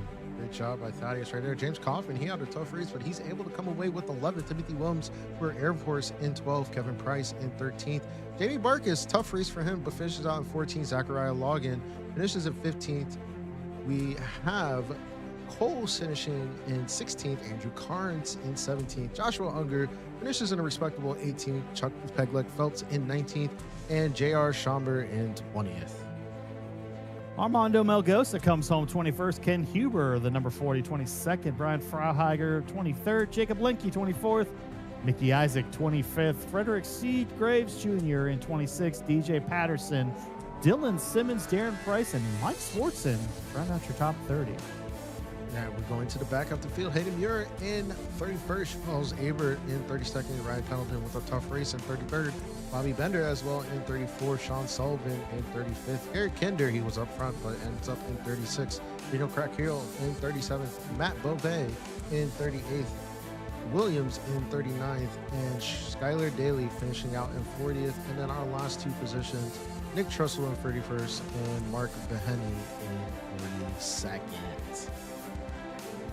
All right, well, I'm here with third place finisher Jake Bustos. Jake, you ran towards the front most of the night. You got shuffled back with some pit strategy, but you found your way forward.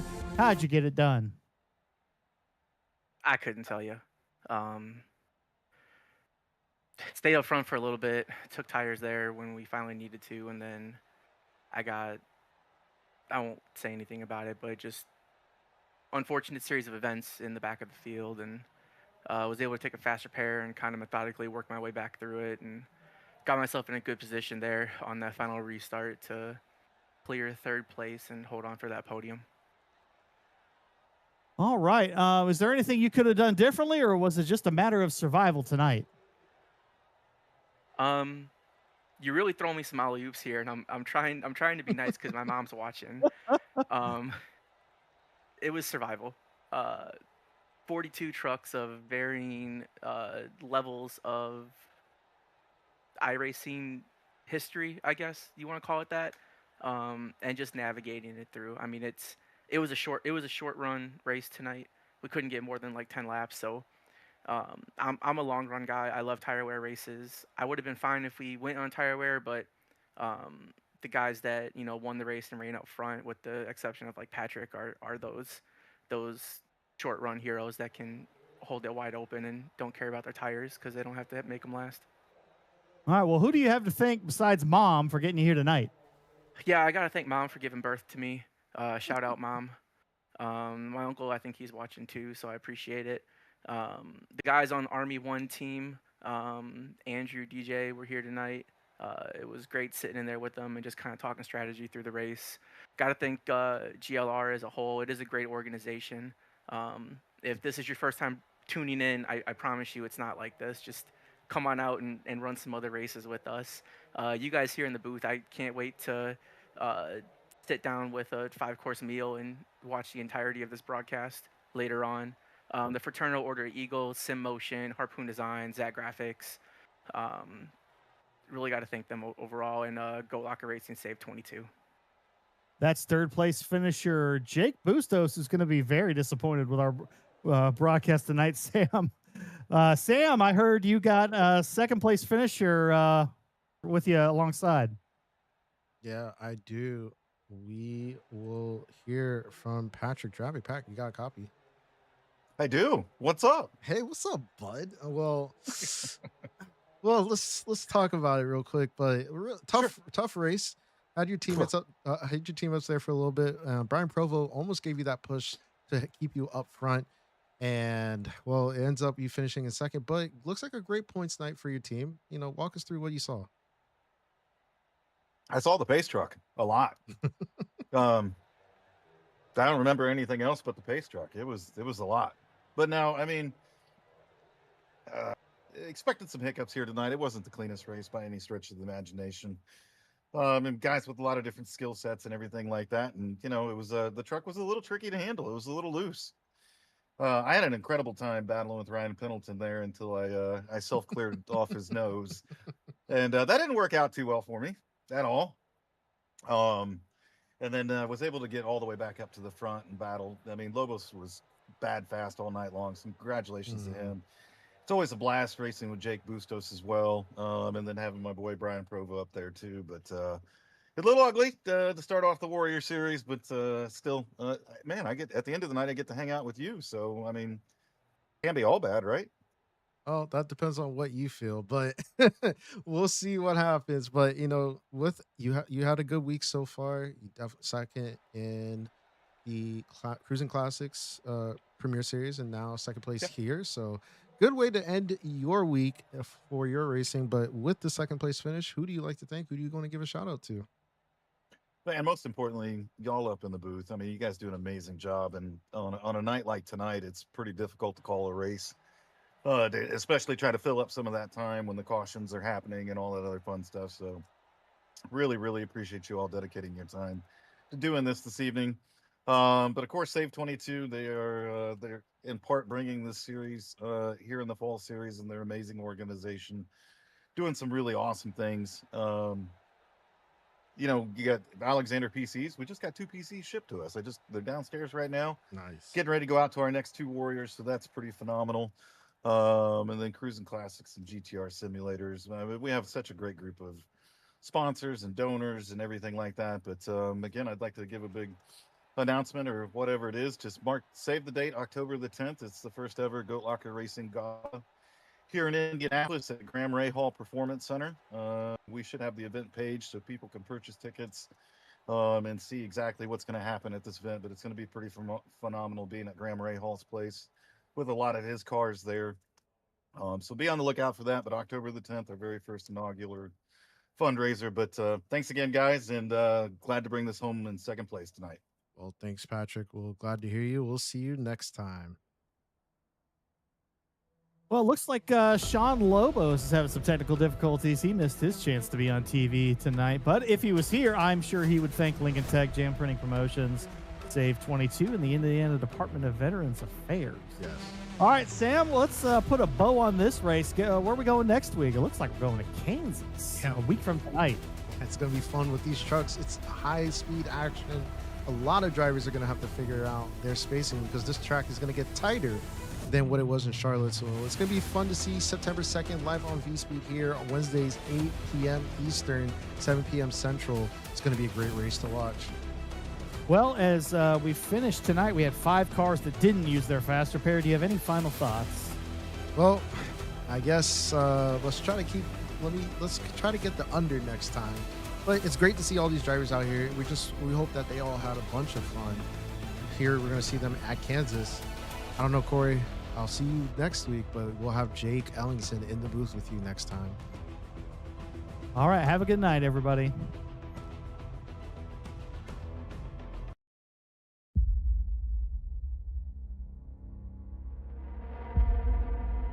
I hope you're ready. This is going to be exciting.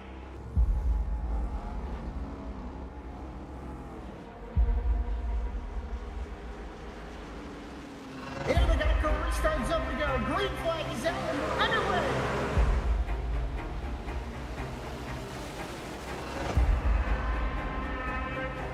Just a few laps into this. Oh, the 37's getting loose. Oh, and he saves it.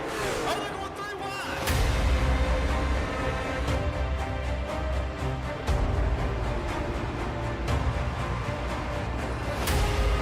We've got a 5-way fight for the win of this race coming to 4 laps to go.